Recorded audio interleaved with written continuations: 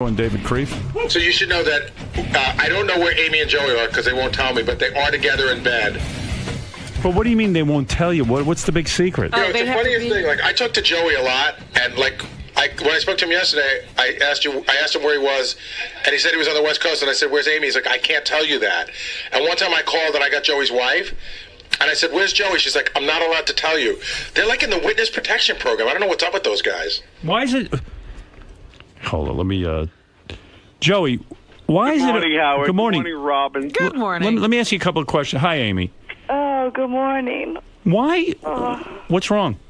Tired. It's 4:30 in the morning. It's dark here. Tired. Joey, why is it always a secret where you are? Because sometimes people are just up our butts, that's all. Who? Sometimes we just want a little privacy, that's all. Who You know are what you that's two? like. Paris Hilton and Nicole? Yeah, but I mean, like, not Richie? telling Gary where you are. I mean, we're not going to tell people where you are. Well, so this phone call is just between us, right? Well, not this phone call, but I'm saying in general. It's just the way it is, man. All right. Can I Amy, ask one question first? Yeah. What happened to Artie? Is he okay? Because he looks like he's getting really big. yeah, he's gaining weight. Why? He's gonna Why? get He's sick. It's got not emotional. healthy. He's got emotional difficulties. That's true. That is Food true. is his friend.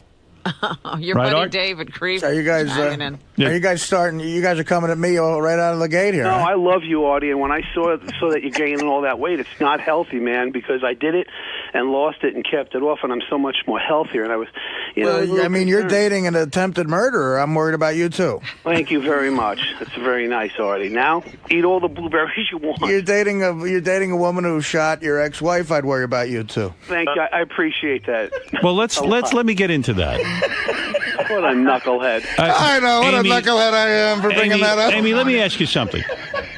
Joey, has said horrible. Forget about Joey's side of it for now. Joey has said horrible things about you. Okay. He has always said the worst things imaginable about a human being after what happened between you and his wife. I was angry. Right, of course. But, Amy has also made horrible allegations against Joe. Amy, how in the world are you with him? Like, how did this happen? Good in bed. Oh, boy. Is that no? But come on. I mean, were you pining away from when you shot Mary Jo in the face? You were madly in love with Joey. So That's what they tell me without remembers. did the love go away? Yeah, I don't know. You know what? It's too early for this. What time is it, Alex? But Amy, isn't this something that is just like right out of the weird? Like I know for a while you were trying to get your life on track. You got out of jail. You even went as far I have as it on track. It's on track. It's doing good. no, but you changed your identity. You said I don't want anything. I've been given a second chance in life. I want to get back to some normal life. You married a nice guy. You had children with him. You set yourself up so that you could have a normal, regular life. What happened to that plan? It's like right out the window. Now it's like a zoo, a circus again. No, And I you have know. to That's hide. why we try to keep everything as private as we can. I don't know. Yeah, we're not doing anything wrong. Do you feel guilty at all now? Joey's kids are furious with him. They feel that you are the woman who shot the mother in the face. There's got to be another man in the world besides Joey Buttafuoco for you, or is this all really a publicity stunt? You know what? I don't know what to say to that. It's not a publicity stunt. It's just, sometimes people connect and they get along really well. And you know what? It's none of anybody's business. We just came on to have a good time, say hello. But you're really banging. You're really banging Joey. Swear to God that you're banging Joey. Oh my God! Stop! Don't put it that way. Are you? Swear to God that you're having a sexual affair with Joey Buttafuoco. Howard, come now. Well, wait a second. So maybe I hit into something. Maybe this is all bullshit. Yeah. Yeah, how does she sound at 4:30 in the morning, Howard? Amy, She sounds Amy, wonderful. swear to God you're having a romantic relationship with Joey Buttafuoco. Well, I don't need to swear to God, and it's our private business. But you know what? We have a lot of history, and we had a lot of fights. But we get along really, really well. We have a lot of fun together. All right. So Joey, again, we had your children on, You did. and the kids are just beside. Oh my God! Wow. Well, Did anybody tell me this? Joe, why didn't you tell me anything? You Yeah, know really about this, so. Amy? Amy, Joey's children were on. They are disgusted with him. They are furious with him. Their father is having sex with a woman who shot their mother in the face. Howard, you're so negative this morning. No, know, I'm my saying God. the children are. Don't you know Amy's hot? But Joey, granted, Amy's hot. Maybe Amy's the best lay on the planet. But how can you avoid these facts? I mean, you're saying he's being so negative. No, that's what happened. I mean, he's in such a down mood. I mean, can't we... I'm not being down. I'm asking Joey. Joey, does any of that matter to I didn't you? know this was Barbara Walters. It all, you know what, Howard? It all matters, but my children aren't children. My children are 27 and 24. They'll always be my kids, and I love them. And but you know, this is like I don't have to answer to anybody. No, of course not. But they anything that I do. complain that you don't even contact them anymore. They don't know how to get in touch with you. That's not true. There's no totally relation. not true. There's no relationship between you and the kids anymore. Your daughter is furious. Yes, and I reach out, and they don't return the calls. The only one that had the balls or the courage to call me back was my son, and he left me a very strong message. And you know what? I give him a lot of credit for that. And you know, I wanted to see my children on Father's Day. Is it worth it though? You know what? Everybody has to grow up and move on. See, it's okay that Mary Jo forgave Amy and went on with her. She supposedly went on with her life. Right. But it's not okay for me to get recovery in this, right? You know. But wait, Joey, we're not talking about recovery, and I don't mind that you forgive Amy. I'm just recovering saying from 14 or 15 Howard, years trust of living me, somebody else's anger and hate, and it was wrong, man. And that's just the bottom line, you know. So then you have to move in with them? Why not? What? I deserve another chance in life. But is it worth the hassle? I mean, okay, maybe you and Amy have something going. I don't know. But the fact of the matter is it worth infuriating your kids, society? I feel like we're on Dr. Phil. Yeah, really.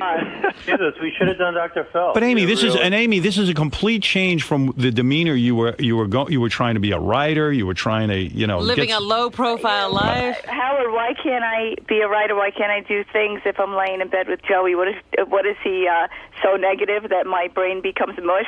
Well, I guess because it makes me feel that you don't even really take your sort of rehabilitation seriously. That Joey, it was just like poison. Rehabilitation. It's not being a drug addict here. My life is fine. This was how many years ago now? 16, 17 years ago? But isn't this... I'm fine. Believe me, I'm fine. Have you introduced your kids to Joey Buttafuoco? I'm not going to discuss my children. But would you introduce your kids to him? And are you going to? And how I don't you? want to discuss my children. My children are off limits. But how are you going to explain this to your kids? I'm not going to discuss my children. How is this off limits? This is eventually going to become public. Your kids will have to Like deal I with said, it. We're not on Dr. Phil, and I'm not discussing my children. Yeah, but your kids are going to know. I mean, that's a huge issue for you, isn't it? You know what? My kids are very small. Joey's a nice guy. They don't know any of my history. They just know Mommy. They love me. And, I wouldn't bring anybody horrible into their lives. Amy, how is your ex-husband handling this? I mean... you know what? He is not a happy man right now. Not good. And we are not separated because I ran off with Joey. We were separated before, but he still is not happy. He didn't feel I needed to announce it on television as if it's some type of infomercial. What happened when you told your husband that you were going to hook up with Joey Buttafuoco? I didn't. He heard about it on Entertainment Tonight. Do you think that's fair? Do you think that's fair? You know what? He walked out on me, so is that fair? Well, he walked out on you because you were having sex with another man. No. We broke up before Joey and I even hooked up. Oh. One thing had nothing to do with the other. Oh, I see. So in other words... He's still irate. He's not happy about it. He just feels that if we're not together, I should sit in the convent for the rest of my life with my children and do nothing with anybody. How is it to have sex and to be lovers again after all that has gone down? And how did this all come about? You know what? I think it's more tender the second time around. But how did it come about that you two started banging? We're attracted to each other. Yeah. That's all. You always were. It's simple. It's easy. Yeah, it's Joey, are you saying after the shooting that you were still attracted to Amy and you just never confessed that? No, are you asking that to me? No, because there was so much going on at the time, and my focus was obviously Mary Jo and recovery and all that with her. That was a very difficult time, but Amy, you have said. good, But Amy, but- you have said in your own defense when this was all going down that Joey is a guy who took advantage of you. You were a young girl. He manipulated you. That he never came clean even at the trial. Maybe he's still manipulating me. What do you think, Joe? Oh, you think so? Yeah, I think so. He might be. Come over here. Rolo, get over here. Hey, Howard. Amy, doesn't this all sound like you're making a mockery of what you did? I mean, isn't there any shame in any of this? To put it bluntly, Yeah. I don't give a shit. You don't care. I'm living my life, and I'm enjoying my life, and She's entitled to that, as I am. Well, maybe not. That's very magnanimous of you. I'm not entitled to that. I don't know, where does it say in the law I'm not Maybe in your life. own morality, you're not entitled to this. Just in terms of the sensitivities for your own children and for Joey's children. Howard, I've spent the last 15 years trying to live for everybody else, trying to be this perfect little person. And you know what? I'm going to do a little living for me. I'm a decent person. I'm not hurting anybody, and we're having a good time. Yeah, That's it. My priority right now is my children. Where does the fucking occur? In hotels or in someone's home? And I agree with... You know what? A little of both. You know, my house is up for sale. My husband is not really thrilled when Joey comes to my home. Yeah. So, some you know, we're video kind of I got out like on gypsies all I know over the he place. gets so upset. You know, even though he's not here, and like I said, the demise of my marriage had nothing to do with Joey at all. In fact, he walked out on me. How many times a day I didn't leave him. How many times a day, Amy and Joey, are you having sex? In other words, is it like this mad, ravenous? Passion. Hey, you know what, Howard? I've been so bored lately. I haven't gotten out of bed. Wow. It's like boredom or depression, and I don't know. He's just there for the taking. Bring And on the peach martini. How often are you screwing? Bring on the Honestly, peach is it martini. every day? Waiter? It's all a big joke, I guess. What is it? Wait a minute. No, it really isn't. It's kind of good to put down all the hate and anger. After Oh, come on, Joey. This is No, crazy. seriously. Yeah, go. This is wild. Yeah. Let me I'll tell explain you to you. right now, man. I'm telling you right now. I'm entitled to put it down, and I have. Nobody lived in my shoes the last 14 or 15 years, or even when this all happened. You know, I was the one that was living in my shoes, and for me to be Wow. able to put this down and just make up and just put it down and put it down and go on with my life, I'm entitled to it, and I feel good. Do you ever have angry sex with her? Yeah, do you ever John? spank her or like come all over her face because you're just like pissed off at her? Do you ever just go? Let Amy tell you that. Shall I? Amy, go ahead. Oh, my God, you want me to tell him that? Yeah. Only if you want to. Tell him what you want. On that? Did he come on your face? Sure, come on, some things are just better But left Amy, alone. does he come on your face? I think you know something?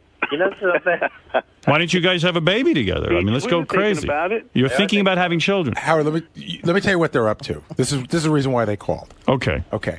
And if I have the story wrong at any time, Joey, let me know. So apparently, there's a videotape of Amy doing a nude lap dance for Joey. Is that correct, guys? Holy That is shit. correct. Okay. They don't really know that much about this, Gary. Right. So now, Amy's husband is so upset when he heard about this Right. that he is now threatening to release hours and hours of, I guess, Amy and her husband shot a ton of them having sex together. My husband is in the video business. That's what he does for a living. And, you know, when you're married, well, even before I was married to him, you trust somebody, and he just... Forget it. I mean, I don't know. He turned me into his little private porn star. Can I give you a theory on all of this? And I doubt anyone will admit it. The theory is that Amy and Joey aren't He's going to be Dr. Phil again. No, we the go. theory is that Amy and Joe. This isn't Dr. Phil. This is the skeptic in me. Amy and Joey are not having sex. Oh, That my God. Wait. It's Matt Lauer. wait, let me finish. And that your husband took all these pornos, and this is a way to release these pornos and make it seem like you're against it. Can I support your theory, Howard? Go ahead. I will support your Howard, theory. if I Hold wanna on. really- Howard, do you know how many years people have tried to get me to do pornos? Oh, my God. I could have made millions over the years doing yeah. pornos. Howard, I'm Believe gonna me, I'd make professional pornos. I'm going to support your theory by telling you that David Kreef was nice enough to offer us. Amy's husband could have been on the phone with us today as well. Ah. I don't- And I I don't- was going to ask, where's Joey's No, I wife? didn't say today, Gary. I said Tomorrow we can and have. Joey's wife recently withdrew her divorce petition, so Right. something is going on here. Well, Yeah, I'm not in control of anything that she does. Yeah, you know Nobody what? is. She's a very Nobody is. strong woman. And there's to me. nothing to do. I mean, she just did it. It's, you know. I think she's going to refile and then ask for like $3 million in the other house. I think that's the rumor. So we'll see what happens. So what do you two? If you two are you're here to say that you're really in a relationship and you sit and you talk and you have good times together. Absolutely. You're planning You a know what it future? is, Howard? You know, people keep saying, well, why did you have to come on TV? Why are you telling people? It's because whenever we go out, we're photographed, and it was going to get out there anyway, so we felt like, you know, just tell people before it gets out there, and, you know, people make up a bunch of stories that go along with it. I see. So it's Now, really did not this- a big deal. Did this start when Joey was still in jail? Yeah. No, this started a couple years ago when we started talking, and then I don't know. He turned into a fuckhead last year on Entertainment Tonight. Yes, I did. With Howard, And I don't know. Everything was going really good. I don't know what happened. I did do a fuckhead. I did. I was an asshole. I was sick. Horrible. Oh. I know. I'm sorry. I apologize. And Amy, what do you do? Do you dress up in outfits for Joey? Are you? Sometimes. Sometimes you do. What do you put on for him? Got to keep it like high, you know. Let me ask you this, Amy, because I think you do have some respect for Mary Jo. She actually helped to get you out of prison. Do. If Mary Jo asked you not to do this for the sake of her children, would you respect her wishes? I don't know.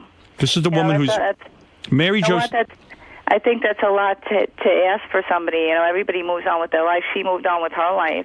But let me ask you this: you've got to owe this woman, I mean, your life. Mary Jo got you out of prison. Oh, well, you know what, Howard? She got me out a little bit early, but in all fairness, I would have been out like 6 months later. I mean, believe me, I wasn't rotting there for the rest of my life. But you know what? She's a wonderful lady, but this really has nothing to do with her. And the fact that she gave you her forgiveness and said, "Look, I know you shot me in the face." That's all beautiful, Howard, but you know what? So why do this to infuriate her children? I'm not doing it to infuriate anybody. We're just living our lives and being happy. Mm-hmm. We didn't set out like on a mission to hurt anybody. Do you guys want to take a few phone calls from listeners and see how they respond to all of this? I don't know. It's up to you. No, I don't really want to take any. Yeah, I don't want to ruin it. Why not? Why not listen to what the public has to say? Negative and. I'm negative. Why am I negative? I'm asking the questions that everybody. No, not you, but Yeah. callers and stuff. I'm sensitive, Howard. Yeah. You know. Plus, you ruined my chances to get laid this morning. Oh my God! If you upset me and I cry, forget it. He's gonna have to hear it all day. Robin, what do you make of this? We just jump down to the beach. What do I make of this? I don't believe it for a second. You don't think they're even having sex? No. All right, that's cool. That's good. All right, Amy, let me ask you the tough question. Did Joey do you when you were underage? Yes. He did. Joey, did you? If I did, I didn't know she was underage. Stop it. How underage were you? You were 15. Amy, you were 15 at the time. No, I wasn't that young. I think it was Who the hell 16. cares anymore? Wait a second, Joey. I'm sorry. Go ahead, Howard. I'm sorry. Well, Joey, you see, that's just the point. That's why this is bizarre. I mean, Amy accuses you of child rape. Who cares? I'm not a child anymore. Enjoy it. Wait a second, Amy. What about the fact, didn't Joey turn you out to do tricks? You claimed that. You claimed it. Howard, you know what? I got to go back to bed. You're really, hon. Just be getting too heavy. Whoa. You know what? I could have did Barbara Walters. You could have gotten Joey locked in jail for that accusation. You know what? I'm so glad now that he isn't. But wait a second, Joey, did you turn Amy out to do tricks? I absolutely did. Never did anything. Amy, is he lying? Amy, is he lying? Howard, we're not on Barbara Walters. We're not on Dr. Phil. Is Joey lying? I know, he's crazy. The man that loved you sold you out, and you're going to tell me he's saying he did not. Who's telling the truth? Don't hang up yet, Amy. Amy, who is... you know what, David? Honey, run the it's too bed. heavy. It's too early. Howard, lighten it up. Wait a second, And Amy. Howard, you know what? If I think he's bad, I'll just spank him over. But Amy, I don't. Amy, I don't understand this for a second. You know what? Your brain works more than gonna hang ours. up. We don't think so much. If you want to hang up, you can hang up. The point is, you have said that the man put you into. What I said. So you were lying. No, I don't even know. I don't even know what we're talking about. Did Joey put you into? About? Did Joey put you into prostitution or not? Oh, I think he's doing it right now. That was never true anyway. It was never true, Amy. No. So Amy lied. Oh, of course I lied. Oh, you did lie. Of course I lied. Okay, you lied. All right, that's what I want to know. Now you claim that Joey, that Amy gave you herpes. Or Joey gave Amy herpes. Oh, no, you know what? I was a little immature at the time. You know, I was young, and he never gave me anything. I just felt like it was the way he was on TV saying horrible things about me. Right. And I said, okay, it's good. I'll say horrible things about him. So then you lied. You know, and I was very young and immature and stupid, and that's what I was doing. So Joey was telling the truth. Stuck with it. So Joey was telling the truth. He didn't give me. He's all right. He didn't give you the herpes, and he didn't put you into a life of prostitution. No. Oh, all right. You know what? I was a kid. And I had bad legal representation. You're so right. But no, my attitude, being 17 years old was okay. He said horrible things about me, so now I'm going to say horrible things about him. And that's how we're together now, because we know, only we know, and exactly. we forgave each other, and we don't need forgiveness from anybody else, so screw it. I agree. It's just nicer to be like this and not feeling all the hate that everybody else was feeling, and I feel great about it, man. I just do. So I'm Amy, glad you two were able to get over it. yeah. I know, we did. We got over it. Oh, it's our issue. We're the ones that matter. I mean, What about Mary Jo? Mary Jo and Amy made up. kids, She got over it, and She's been having a lot of surgery to get over it. Yeah. she's all right. Yeah, No, right, her Talking about surgery. What do you mean about for her surgery? face. Yeah, we missed something? All right. Oh, I think when she did Oprah, I think they had her do a whole makeover. Dominic Barbara wants to say hello. Oh, I love Dominic. Let's see. Dominic, go ahead. You know, when I go to bed, I have an earphone into the show, and that's how I sleep. Yeah. I dreamt just now that Amy and Joey are on the phone together. Yes. Yeah. Did. You're still dreaming. You haven't awakened. What's going on, everyone? Because I really haven't spoke to anyone. Is it really a future, a plan? It's working right now. Yeah, you know what? There's no future plan here. It's just today, enjoying the moment. But why do you always have a producer with you whenever we talk to you?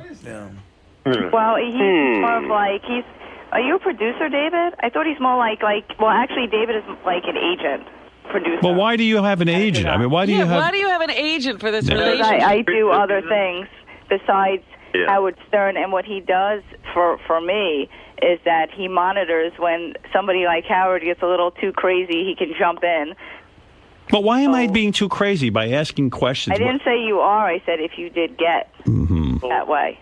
You are unmonitored, Howard, and we appreciate it, and we actually trust you. David actually works like an attorney in a way. Well, let's all hope that shooting Mary Jo has become very profitable for everyone in this situation. As for Mary Jo. Actually, Well, she is the victim. Well, Mary Jo got shot in the face. Let's hope she can make something out of this. Wait a minute. I agree. Hold on. Listen. You think Mary Jo planned that? Wait a minute. Yeah, I represented boy, is Joey. she smart. Yes. I represented Mary Jo, and then we helped Amy get out of jail, and I'm sure Amy will agree to that, right? Mm-hmm. Okay. Absolutely. It certainly was never profitable to anyone in the end.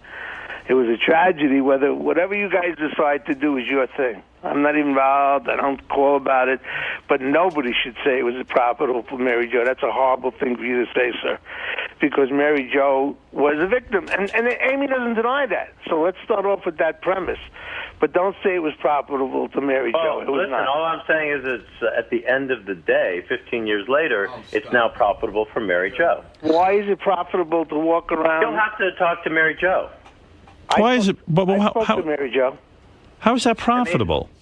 Well, To you'll walk have to talk to Mary Jo about whatever she does. All I could say is I don't know about anything about Mary Jo except every time I've asked her to do anything, she even said to you last time that she said she would have done something for $1 million for me. Do you remember that? Yes. All right. And she got shot in the face. How's that profitable? I don't get it. Making $1 million isn't profitable for She didn't make it. Yeah, you didn't give it to her. Where's the million? Maybe not this time. Well, what time did she get $1 million? I don't know. I don't You know what? know. You know what, Howard? I don't think any of us got $1 million. Yeah, Actually, I have $1 million, but that's because I married Lou. I don't think that counts. Yeah, I mean, all I'm saying, I don't mean it to be a negative thing. I'm saying that people take negative and they do turn it into positive. I think Mary Jo's brilliant at taking a very negative tragedy that happened in her life and turning it into a positive by making up with Amy, having a career, being in love. Excuse me, listen. Up until now, I haven't really commented about you. But and I don't know you, but let me say this to you, okay? Because I was involved with everything. And whatever Joey does, that's up to Joey's business. Whatever Amy does, that's Amy's business. I got Amy out of jail. I took Mary Jo and her mother, and I brought them together to talk. They didn't want to originally, right, Joey? That's true. Okay. Now, as far as Mary Jo having a wonderful life, she found someone she's in love with. They make picture frames or they make some sort of posters. This is no. I won't accept your flippancy towards Mary Jo. I don't care what. Saying she's able to go on Oprah and promote her poster business. That's pretty good. Please listen. I don't care what you do with either Amy or Joey. They have a right to. You can do whatever you want with them. You can have them do a porn movie. It doesn't matter. It's up to them. That's their choice. Amy and I think became friends, and we're good, Dominic. And I got good. Amy. I was the one who got Amy out of jail. Even though she had a lawyer, I went to Judge Wexner. I said, please let him out. They laughed at me. Right, Joey? Yeah, they laughed at us. that's true. You worked hard with Mary Jo. And his guys always say very nice things about you, Dominic. I'm not saying you're not, but please, please, please, please do not ever take Mary Jo in this. Nor does Amy want you to, or Joey want you to. You know what? We never ever tell anybody aren't. to do that, and I always tell everybody, I was young, I was stupid, and Absolutely. very selfish. And you had and whatever happened to you in your life, and I read your psych reports, and I will not repeat it. You didn't have an easy trip either. But everyone has to look at Mary Jo as the ultimate victim. And to this day, she's lucky to be alive. No, nobody ever said that we right. don't. Well, Amy, you bring up the point. You said you were young and selfish. Have you changed? Well, I'm not young anymore. Maybe She's I'm still a little selfish. selfish. Yeah. Isn't everybody? All right. I just Dominic, wondered about that, if we had addressed that. Mary Jo. All right, Dominic, thank you. By the way, Dominic, I worked with Mary Jo on Tonight and The Insider, and I think that she would tell you I was extremely fair and honorable with her and have never said anything negative about Mary Jo at all. All I'm saying is she's... Nah, you guys were getting a little negative. You guys were. That you started saying she's David making was. money off... Yeah, David was. No, that wasn't my point. What I'm trying to say is she took a negative and has turned it into a positive. as a There's role no model. turning it. And There's if no she's turning able it. to make money, which Well, I didn't hear it that way. Yeah, that's what I ridiculous. meant. I mean, that's why I'm just clarifying it. She's for you. on Oprah because she's got a hole in her face. Right. Well, listen. Look, guys. Here's the thing. So you're here to announce that the two of you are a couple. Well, no, we already announced that, Howard. Well, I mean, you're announcing it on my What show. are you announcing now, We're then? working on a pay-per-view show with your guys, David Asher, over at In Demand, and we're excited about They're not it. my guys. I have a television channel on In Demand. They're not my guys. I don't own them. I understand that. No. So what are you doing? So what are you working on? A pay-per-view special? Yeah, that is on In Demand, and it's a reality series. There's been a couple of other reality series that I guess have some similarities to this. A But Joey and Amy reality series. And do you think it'll be successful? Won't the public be appalled? You know what? Aren't they appalled when they see a car wreck on the other side of the street and they they're stop to appalled watch? by Howard Stern, and you've done very well. I don't know. I don't know that people are appalled by me. Oh, Howard, stop it. I don't think they are. I don't They think are, but we love you anyway. You're seasoned, dude. I don't think the fans are appalled by me. Who made that comment about the no, appalling no. thing? Was that Creef again? Yes. Yeah. What laws has Howard Stern broken? Artie, is that you? No, it's That's Fred. Fred. What laws has Howard Stern broken? There's a world of difference between shooting somebody in the face and talking on the air extemporaneously every day. But millions of people love him, and millions of people hate him. Right, so I think to qualify Howard in that same category as someone as an attempted murderer is quite different. Is it not? Yeah, I mean, that's a little unfair. Dude. Well, it seems a little unfair. I don't know. You know what? What's unfair? Getting shot in the face, that's unfair. Out today. What is that? Hey, guys. Wait, David said this. What the hell are you taking it out on me for? No, I'm just I didn't saying. say that. No, David is No. David is very we said flip. we It's said not- David said it. Yeah. I know, What did I so say? pick on David. What are you picking on me Well, for? he is picking on David. He's not picking on I'm you. not picking on you.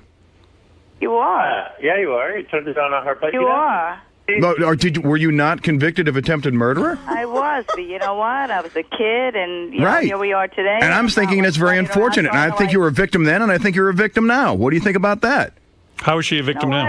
Because these people are like leading her down this path to do things that are totally stupid. I mean, forget about Joey's kids for a second. Maybe Joey has a point that they're adults. But what about her kids? my husband. Now Oh, explain my to them what happened. You shot this woman in the face. Now you're profiting by it? What kind of example are you setting for your kids? Wait. How are we profiting by it? Yeah, why are they profiting? Well, pay-per-view. Yeah, I don't understand. A pay-per-view. Are you not talking to supposedly In Demand? Did you not go on Entertainment Tonight? Do you not do these shows and make money from it? That's not profiting? She wrote 2 books. Okay. All right. Look, listen. Amy and Joey are saying that they are now having sex. In the I find that reality really show. sad on Amy's part. I really do. You feel sad for I her. feel sad for Amy. Yeah, and you're Why- sad? Why do I you feel sad for her because she what, was Howard, you I can mean, never be Dominic sad brought for it up. somebody I don't know who's any of the happy. particulars of her background, but you get glimpses of it from the things you've read. She was probably molested as a child. Probably didn't have a very good... You were not molested as a You know child? what? You That's know the what? stuff that I've heard. I don't know. If it's not true, I'm sorry. That just aren't true. Wait a minute, it's just not true. Who is this guy? Fred. Is he Right. Amy's psychologist? No. What are you, I know. It's stuff that's been in the press, dude. And I'm sure if Dominic were on the phone, he'd probably back me up on this. Although maybe he can't because he was the lawyer of record. All right, listen. No clue, I got. and you've done no research, obviously. And I don't think you have a human bone in your body. How's that? Fred, Amy says that Amy says that she was not molested as a No, child. you know what, She was Howard, that's underage, was she serious not? thing. I'm just telling you what she said. Was she not I thought you underage? meant, you know, as a little kid or something. But it's still, were you not underage? That's still considered molestation. That's still considered Well, rape. yeah, technically, but it's not Yeah, like... technically, no. It's not 6-year-old technically. sitting It there is with the rape. police. Rape is rape. You spell it with 4 letters. It's rape. You know what, like I said, I forgive him, and we've Well, maybe moved you on. do, but the law doesn't. And you know something? I have a daughter, and I would not ever forgive anybody for doing something like that if that ever happened. Well, that sucks. All right. Yeah, Listen, let me it move does suck. along, Fred, if I may. Sorry. I appreciate your comments. All right. So let me get it straight. Amy and Joey are now pitching a reality show. Is that right? We're just rolling and having a good time. You know what, Howard? I got to tell you, we don't need to be together to have a reality show. We could have just been 2 independent people, together for a show. We don't have to, lay in bed to have a show. It's true. Joey, are you in love with Amy? To do with the other. Are you in love with Amy? Are you talking to me? Yeah. Yeah, he's talking to you. You know what? I'm having a really, really good time in my You life know what? right Fuck now. you. Get out. I love you, darling. I love you, babe. Come on. No, you don't. Yes, I do. Amy doesn't feel you love her. Well, he didn't just jump right up to say it. Why couldn't you? Why, if you're having... You know what, Howard? I think we got to go. Now, Amy, do you love Joey? Not anymore. Yeah, I love you too, baby. Come on. Yeah. Come on. Oh, all right. Amy, that No was question Amy, about that it. was like a sock in the head, right? Yeah, I think it was again. Yeah, no, That's you know. all right. You No, you know what, Howard? I think he likes my body. I think that's what it is. Well, I'm sure he does. She looks wonderful. Yeah. She looks beautiful. So, Joey, you're not in love. You're not in love with Amy. But you're having a lot of You fun. know what? I really am. I got to tell you. The neck up yet? Say it again. Have you looked at me from the neck up? Let me looking at you right now. Yeah. Joey, sure. are you capable of loving Amy? Yes. And you're in love with her? Yeah. You know something? It's nicer to put down all that other stuff that went along with it for the last 15 years. Are you in love with her? It's a lot easier to do this. Let me tell you you. see how he's dodging that, right? Yeah. Are you in love with her? Anything. You No, are. honey, Yes, I'm you not. are. I'm not. Yes. All right. I'm not All right. dodging anything. All right. I'm here, babe. Amy, you're in love with Joey, but Joey's I'm not in here. love. Amy, you're I'm in not love. with him. You're in love Yeah, with him. I'm not in love with him. I am not. You're not Get in it. love with him. No, not anymore. I think she's in like. All right. Well, because you hurt her by saying again that you're not in love with By her. hesitating. Right. Yeah, no. The woman is. you did. You hesitated. The woman is No, spreading her legs and giving herself to you. Work so well together, Searching though. for the right words. I don't want to be You put know out what, on the Howard? porch. Howard, I'm not a stupid girl. I'm enjoying it for the moment, and if it doesn't work out, there'll be somebody else to enjoy for the moment. All right. Fair enough. Amy Fisher, Joey Buttafuoco, and David Kreef, thank you for calling in. So much. Thank you. All right, And good guys. luck with All your right. reality Take care. show. Thank you. Thanks, Bye-bye. All right. Right. Good night. I'm going back to bed. Good night. Run the bath, honey. Well, there they are. I don't know what to make of that, but I thought I'd bring it to you anyway. The ongoing saga. That's the weirdest story I've ever heard. I mean, if somebody shot someone I love in the face, could I sit there and fuck them? No. Even if you didn't love them, if The only they re- were the mother of your children. No. And the only reason I could never do it. The only reason she's walking around right now is because she was a bad shot. When you think about it, That's true. She didn't hit her mark. No, Right, I Mary always Jo said- did help her get out of jail early Right. by pulling through and not dying. Absolutely. That's how She she helped her out of jail. incredibly. And telling a judge that she forgives her. But if she had been killed, Amy probably would never have gotten out of jail. Right. Who knows in this country? You know, I know. Yeah, she that's could have true. gotten 3 months. there's people in the world who keep little kids in basements and molest them and rape them and shit. There's that level of person. The next level up is David Kreef. That's right. I don't know. He So might, he might be these replacing these that. are the lowest form of human beings. They're exploiting kids. I agree with Rob, and I think it's bullshit. If that's the case, it's just to make a buck. So they're going to put Mary Jo and the kids and Amy's kids through all this again just to make $1. they're the lowest form of human scum. Don't you think? I mean, leave no gray area. They are scum. What if I told you like OJ and Denise Brown were in bed together, right? Like calling in just on the to show? make a buck. Yeah, I would say that's disgusting. And I don't believe Fred Goldman has to go through that again. Oh, he's going to live next door. And if Amy's really got $1 million from Lou, her husband, then what the hell's she doing this for? They're the worst actors in the world, those three.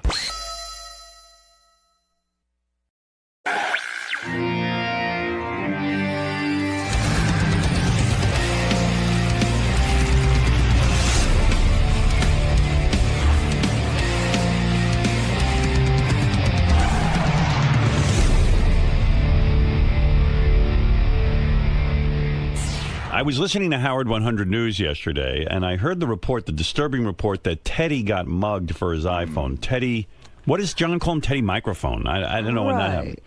Teddy just got married.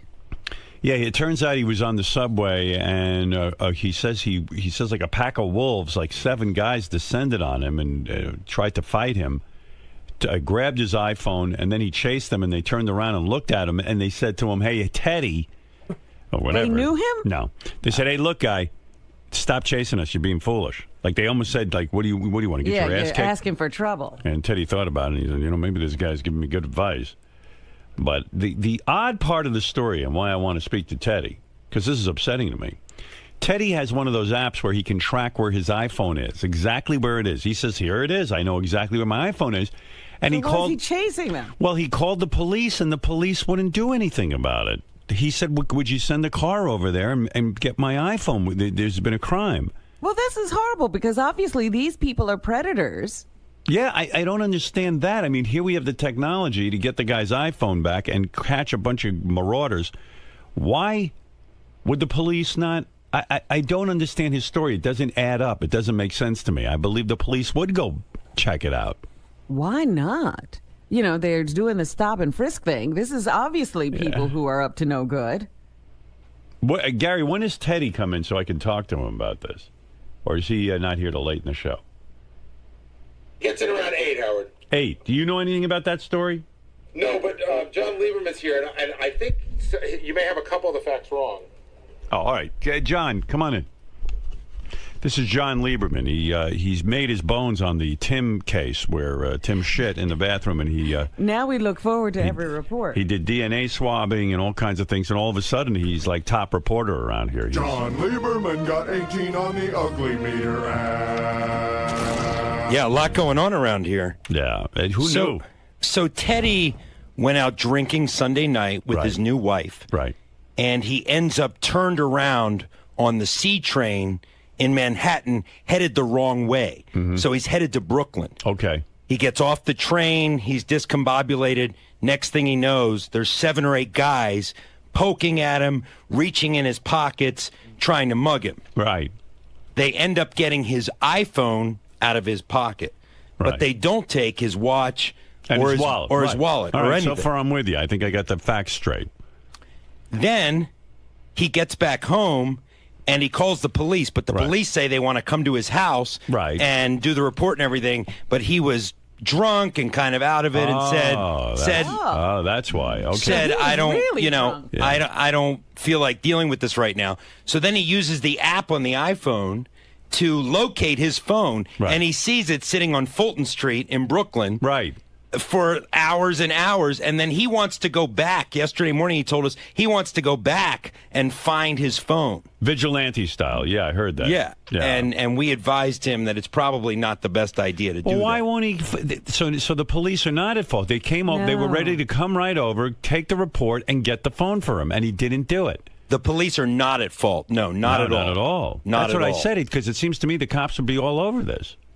Well, look, I mean, people get their... Where is his iPhone now? Is he still able to track it on his iPad? Yeah, he's still tracking it on that app. Now, why won't he call the police now? Well, he says he was considering it. He says that he will call the police and actually go through and file the report. What is he going to wait, a month? I used to think Teddy was kind of a sensible guy. And that makes no sense to me. Well, then it's his fault. Well, he'd rather go out on his own and try and tackle these guys and get killed. Yeah. Yeah, I mean, he was saying back there yesterday, that he wanted to go and... Why don't you as a reporter go see who the guys are and interview the guys who took his phone? Well, people on Twitter were like, go out and live tweet finding Teddy's phone on Fulton Street in Brooklyn. Yeah, so... Do we know where Teddy's phone is right now? We know exactly where it is. Yeah, we know exactly. We know approximately the block it's on in Fulton Street. It's sitting in some guy's apartment blinking. Hey, while I got you here, yes, I mean that story makes no sense to me. I don't understand it. I don't understand why he's not calling the police. But can you imagine being that drunk? No, I mean you can't even call the police. You can't get involved. How drunk are people getting? Also, he did. The interesting thing is he did call the police, but once he found out it wasn't going to be a snap your finger process, I mean, they had to come out, write a report, and everything like that. And he just said, "You know what? I'm going to bed. I'll deal with it in the morning." And then in the morning, he didn't deal with it. He still hasn't dealt with it. That's just odd to me. That's a fascinating man. I would like to interview him about that. Well, I would also. I mean, was his wife with him? Yes, his new wife was with him, and I believe that Sarah, Tim's assistant, was there as well. Right. Because they're all very friendly. Right. And it was, it was a party. It was a Sunday party. I understand they went to brunch and they were drinking all day. And sometimes, when you go the wrong way on the C train, you can get into trouble. You're so drunk you don't know how to get home. Right. He probably was out of it. So, and not one of them knew they were going the wrong way on the C train. Well, it was just the two of them. It was just Teddy and his wife. At that point. And, when these packs of gangs, these groups, I mean, they can smell blood. I mean, they could see that Teddy was drunk. No, they can smell booze. And they can smell booze, exactly. So they pounced on their prey. They found, that he was weak, and they got his iPhone. Yep. Luckily, he wasn't hurt. He had a little bruise on his head. But well, I still say you should call the police. He could easily get his phone back. Yeah. And the imbeciles who took the phone. Well, the longer he waits, the more ridiculous it is. Something's up with that story. I don't know. I don't get it. Maybe it wasn't a pack of guys. Maybe it was one dude. And one little dude, and Teddy's afraid to say that he couldn't defend himself. Why wouldn't you call the police for your phone? It's a $700 phone. Teddy says he actually ran after the guys after they took his phone. Yeah. He ran after them, and one of the guys said, "Dude, just go home." Right. Almost like, right. Don't. Well, what are you doing? Advice. Yeah, you're gonna get your ass kicked. Yeah, the thugs were giving Teddy advice in his inebriated state. They felt bad for him. Yeah, I think they felt so bad for him. That's why they didn't take his wallet or his watch.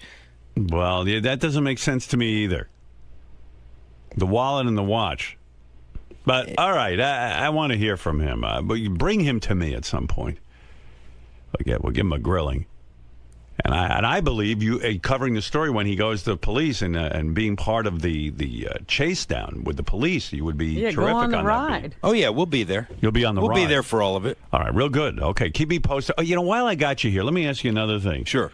Did you do the toe fungus Gary report? I did not. That was a Lisa G. That's her beat. Lisa Gary's G. toe fungus. Gary's toes are Lisa's beat. Yeah, I got to tell you, because I was so curious when I heard that story, because Gary was at my house over the weekend.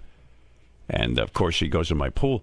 And I noticed his toes looked absolutely horrible. He's got his fungus back? He had laser treatment. I thought he had gotten rid of it, and it was like one of the toenails was like almost sticking up like in a weird way and look rotting. Ew. But on the report it said that he put on some sort of cover-up thing that makes his toes look normal, but they look nothing like normal.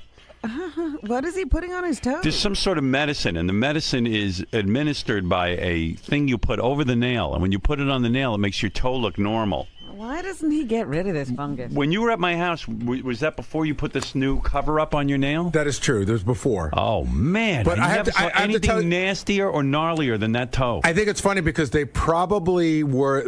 I've been at your house 3-4 summers in a row. This is the healthiest I've ever been. It's only the one toe. One toe, and but oh my God, Gary, that toe has some fucking look. I mean, it is. You cannot. What does it look like? It looks like, to me, I looked quickly because I didn't want to bum out. We were having a good time, and I didn't want to concentrate. But the whole time Gary's in my pool, I'm like, I hope that shit doesn't spread to me. It doesn't. Mary and I had a long discussion. Mary's like, you've had this for like 7 years now, right? And she's like, we use the same shower and everything, and you don't. I don't think. I mean, it can spread that way, but I think I got it from from I don't know, like sweat in the socks or running. That's what the podiatrist said. No, it's unbearable to look at. And Gary's toe, it's the big toe. I don't know which foot it's on. Both. The big. So it's the one toe on each foot? That's right. I looked at one and I went, oh, I looked away. And then, because I was talking again, we had a good time. Right, Gary? And the big toe, and then it looks almost like the nail is lifting off the foot and it's sticking almost straight up in the air. It's weird. Yeah, I think you must have glanced and seen that, but that's not what it looks like. What does it look like? It's just discolored. You want to show? No, but doesn't it stick? It's no, like all it's not. it's not super thick. No, it's not any longer. You know, I keep them trimmed. It's not any longer. It's not sticking up. It's just It's discolored. not bubbly. Should we see it? It's Well, like, now you would know because now it's been. I have this weird process where it's cosmetically covered up. it's cosmetically covered up, but the cosmetic stuff that they use is also has medicine in it that's treating it. Oh. I mean, could you imagine what this is? They've been treating this thing for years. It can't be killed. I've had friends who have had this for. I've had friends who have had it for 10, 15 years. It won't stop. I've had the laser treatment 3 times, which got rid of everything but the one toe. But the one toe. Why is this toe so... I don't know, Robin. You're a nurse. Tell me. It's a mess. You never saw anything like it. And you're saying it looks normal now with this thing on it? It looks more normal. In other words, if you stared at it, you could tell that there's something going on. But if you glanced at it... I guarantee you Gary's nail is thicker than a normal nail. It's bubbly, like almost like it's... Well, you can't tell now it's covered. Well, you think the cover is good? I bet you the cover's bad. Remember he thought his teeth looked good? His teeth used to be good, Right. and they were terrible. I mean, my God. It's not bubbly. It's just discolored. It's yellow. I think it's more than discolored. I think it looks. Rotting. I will tell you that they were in the best shape they've ever been in. I hear that, but the one. But I'm saying you've seen them 3 years in a row and you didn't seem to notice. I understand. I noticed. Don't worry. Notice like this. But this one, this looked This looked scared like you. This looked like from Mars. This isn't even the worst. This isn't even the worst case I've ever seen. Like mine are mild compared to others. First of all, the bottom of each of the toe is healthy. It's just the top part. It's like half the nail. By the way, why can I have a discussion with you about this, but Ronnie can't have a discussion about anything? I don't know. I just find Ronnie, he's such a good guy, but he's something in the way he grew up or something. He's immediately combative. I think he must have been picked on or something. And You know what I was thinking yesterday, too, that he doesn't understand the term defensive, because every time you say, Ronnie, why are you being so defensive? He goes, I'm not defensive. I said good morning to him out there, and he grunted. Right. He grunted like a Neanderthal or something. Yeah. I mean, he's very upset. You can't even say good morning to the guy anymore. Nah, he's he was. I got to tell you, yesterday we spoke to him on a wrap-up show. Yeah. John and I got off the wrap-up show. It was the first time where we just, John and I, we sort of recap. Right. And we were like, I think we felt sorry for him. He seemed very defeated. He's a confused guy. And he seemed very upset, and he seemed really shaken in a sad kind of way. Really? He thinks everyone's out to get him, but he's paranoid. His button is when anybody says anything about his lifestyle, like when Scott DePace questioned the going out with strippers, when the psychology guy questioned the swinger lifestyle, that's his Achilles heel. When anybody questions the way he's decided to live his life, that seems like he just explodes. And Howard, nuts, yeah. and at dinner last night, Lucas was here for the wrap-up show yesterday, so he saw a lot of what went on with Ronnie. Right. And at dinner last night, Lucas was really upset in the sense that he doesn't know the show, so what he got was that there was a guy that came to the wrap-up show, Ronnie, who he's met before, who seemed very sad, who seemed like he was going to quit his job because he was so upset about the way you talk about him. And Lucas was like, "Is Ronnie going to leave? Is he going to quit?" Because he just seemed so upset, and it was very upsetting to him. Ronnie upset Lucas. Well, not there on you purpose. Go. You upset Lucas. I didn't do that. What? I don't have to say hello to you. What? What do I have? Who are you to me? I don't have to fucking say hello to you in the morning. I didn't say you have to say Yeah, hello. well, I see you out there, and I say good morning. And I said, yeah. And a normal person how are can you? just say good morning like everybody else grunt. out there. Fucking open your ears. You did grunt. I said, yeah. You were down tweeting. I don't You go. have to fucking talk to you. Who the fuck are you? Put your goddamn jacket on. You don't have to talk to me. Put your You're right. jacket on. Were you really bummed out on the wrap-up show, or were you just putting you know what? Give me a fucking break with you and being all over my case, you know? First of all, let me bringing explain these something. fucking douchebags in here to fucking rip my asshole apart. Do you think? You know first what? of all, I don't really care anymore. You do what you want. But can I say something though? In my defense. Be my guest. Okay. Gary said to me with the Ugly app, there's a guy who developed an Ugly app. Please. But Here I'm we going go to with take that it now. No, but I'm going to take it through the history because I don't believe the extent of your paranoia. You're I so, spoke. you Look, got I spoke. a problem. I spoke you to got a real. problem. I spoke to real police yesterday. Real guys that heard this bullshit. Yeah. This guy, they hear guys like this every day of the week in the police academy, and they know nothing. Okay, They're all right. fucking book smart. That's all they are. They never spent a day on the fucking street. They don't know about security working with people. Okay. Fuck him. Okay. Okay? Fair enough. And fuck Wolfie, too, because half of that shit that was in that thing was written by him. He knows all. They all Gary, know did about Wolfie the show. write any of okay? that you know of? I'm telling you, Wolfie sent me an email this morning. And Fuck Wolfie. I don't want to hear about Wolfie. But hold on, Ronnie, he said to me... Fuck him. He said if he's a smirking face piece of shit. Okay? Fuck him. Can Gary get out a sentence? No. Oh. Wolfie just said, I fuck Wolfie. No, go ahead. What did Wolfie say? I'm curious. He said, I swear to you, Oh, yeah, I met this everybody guy, swears. and he did a profile. He goes, I would, in no Profile. way, shape, or form did I write what this guy, the profiler, had to say. Look, and he also I don't said, believe- I don't Him bel- and I his don't- club foot shoes and shit. He what about a Fuck club him foot? is what his I have no idea what he's fucking talking club foot Club shoes he foot. wears. What are you talking about? That fucking guy was in here. He's a fucking douchebag. But I mean, The listen. profiler? Is that who you're talking Yeah, that's about? what I'm talking about. The profiler. But listen. The guy who listened to the show since 1985. That's how he knows about everybody here. Yeah, well, Fucking asshole. But I mean, I could write the same profile. But Ronnie, here's my point about you. What are you looking at? Well, you're Fuck exploding. your You're about to explode out of I'm your not suit. exploding. Ron, try to follow me on this, and if I'm wrong, I'm wrong. But the guy said really weird things about me too. But I listened and I didn't Good. explode I'm because happy for you, man. I mean, it's true. I wear condoms, and he's saying that I have an intimacy issue with my wife. That's pretty insulting. But you've talked about that on the air. And so have you. That's what I mean. You've talked about security a million times. So how does this? No, I don't. No, I don't. But everyone knows you're the brag security about guy. what my fucking credentials are or anything else. You don't do that kind of shit. But you get keep so your angry. You keep your mouth shut. You're the only one who gets angry. I'm going to stand there with my hand on my heart now. What the fuck is that? I don't know. You get so angry though. So say to the guy, "Hey, I don't believe Fuck that." him. I don't have to come in and fucking patronize him. Fuck him. And I heard the wrap-up show. Do you really think that I orchestrated the Ugly app so that you I would didn't say get a anything about the- 0.0? I didn't say anything about the You Ugly said app it on the yesterday. app on the wrap-up show. You said in the wrap-up show that you thought that not that Howard orchestrated, but that it was orchestrated against you. I said that a long time ago.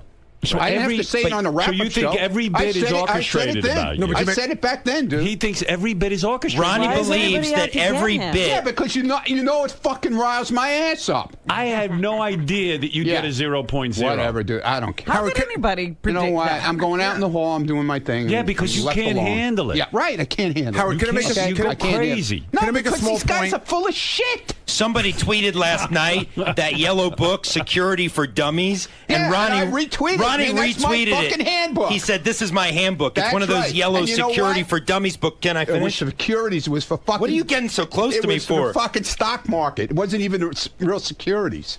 Oh, securities. Yeah, the securities, exactly, not stupid. security. Read Hey, the Howard. fucking. I was read getting the to cover that, of the but you book started right. to attack Fuck me. you! I didn't attack you. Put your jacket on. What are you doing without a jacket? This was an Don't come impromptu out here visit with- in the Don't come in here studio. without a jacket. I wasn't planning on coming God. in. Well, Can I- don't Howard, come can I in just without make a one small jacket. You point? know, Yeah, sure. you look Okay. like a bum.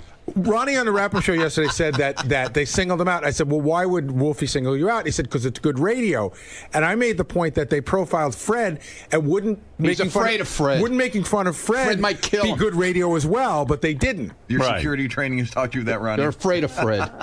And then he's got an explanation. Well, I mean, you had a meltdown on the wrap-up show. I had no I idea. didn't have a meltdown. You sounded like Lucas. I didn't have any fucking meltdown. You scared Lucas? No, I didn't scare Lucas. You scared small I children. wasn't even yelling. Something's dude. going on because the past week you've been. Yesterday I Don't asked you worry about about your me. new. I asked you about your new car and you jumped down my throat. Oh, it's not your business. He has some kind of new pace car, It's all not your- all painted up. It's not that your my fucking sources business. told me. Your sources and I, told me.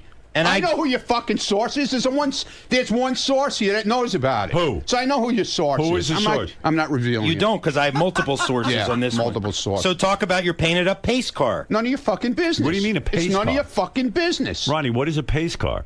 You mean like None at of a your track? fucking business, dude. You're talking about a pace car that keeps at the track? You have a That pace starts the car? race? Don't worry about what I have. Wow. I'm not talking What about do you it. know about We this? break news. This is what I'm telling you, What Howard. is it? You don't even know what it is. You I- fucking come to me yesterday and try and pull it out of me, and I won't tell you shit. Because I'm not going to It's give none up of my your fucking source. I'm not going to business. give up everything Fuck I your know. source. That Fuck you have him. some crazy Fuck your colored, source. painted up Yeah, crazy. No. pace car Yeah, I had in it your painted garage. like that, right? You stupid ass motherfucker. Well, then explain what it is. Why are you? I'm not explaining anything to you, man. I don't have to. Are you now an owner of a pace car? Don't worry what I am. What do you mean? I'm asking you as I'm a not friend. telling you. I'll tell you off the air. I don't have to tell you anything on the air anymore. Wow. Wow, And then you threatened me yesterday with the block party. Oh, you want to be part of the show? Or you want your block party? Is that Then a you better- threat? Then you better talk. Is that a threat? Yeah. 'Cause No, I never you're said that. basically Did I telling say me that, Gary? If I'm not part of the if I don't. No, I never if I'm not told you. sa- oh, Again, yes, you you're did. paranoid. Yeah, I'm I said to paranoid. you, if like you tell Lisa G, you want to be part of the show, and then sometimes you don't want to be part of the I'm show. part of the show Either all you're the time. in or Don't you're fucking out. tell me that, But man. you can't talk I've to taken you. more shit around No this one can fucking talk to place. you anymore. Between me and Gary, we took more shit in this place than anybody else. Well, Gary Gary's takes more not shit. on your side. I don't Gary- care if Gary's on my side. I'm just I asked making, Gary about I'm his making, disgusting I'm making a toe. statement. I'm making a statement. I asked Gary about his disgusting toe. He doesn't freak out. I'm not freaking out. I don't have to You tell my are fucking freaking personal out. business. You're okay? freaking out. I'm not freaking Someone out. asked you about your car and you're freaking out? Because he's an idiot. What is it? What is it? Why is there? Why- a why the personal why attacks? Why is there a story in that? So you're calling me an Because I idiot? bought a fucking car. Why is So there you're a story calling me in an that? idiot? I asked you about it too. What? I asked you too. What's a pace car? I don't wanna I'm talk. not gonna- So I'm an idiot too then, I guess. You're calling me an idiot. Whatever. Thanks. Nice. Call me an idiot. Yeah, I mean, these personal attacks Idiot. are really Look, unwarranted. The things you fucking called me over the past fucking I haven't 2 said years? anything. Oh, please. You put me down like I'm a fucking piece of shit on the street. Yesterday I didn't you put always you down put for a me minute. down, man. You love it. When you did love I put, doing it. Name something where I put you down. You just called me an idiot. So what do you? Whatever, dude. Because you don't have an example. I have plenty of I've examples. only treated you nicely. I have plenty of examples. No, you don't. Name one. I have plenty of examples. Give me an example. You're always fucking making fun with the security thing. I didn't say anything. Always. The guy man. profiled you. you. Put me down constantly. The guy profiled you. My security guy is fucking half the size of me. I never made a height How joke. do I have a fucking guy like that with me? Did I make the height jokes?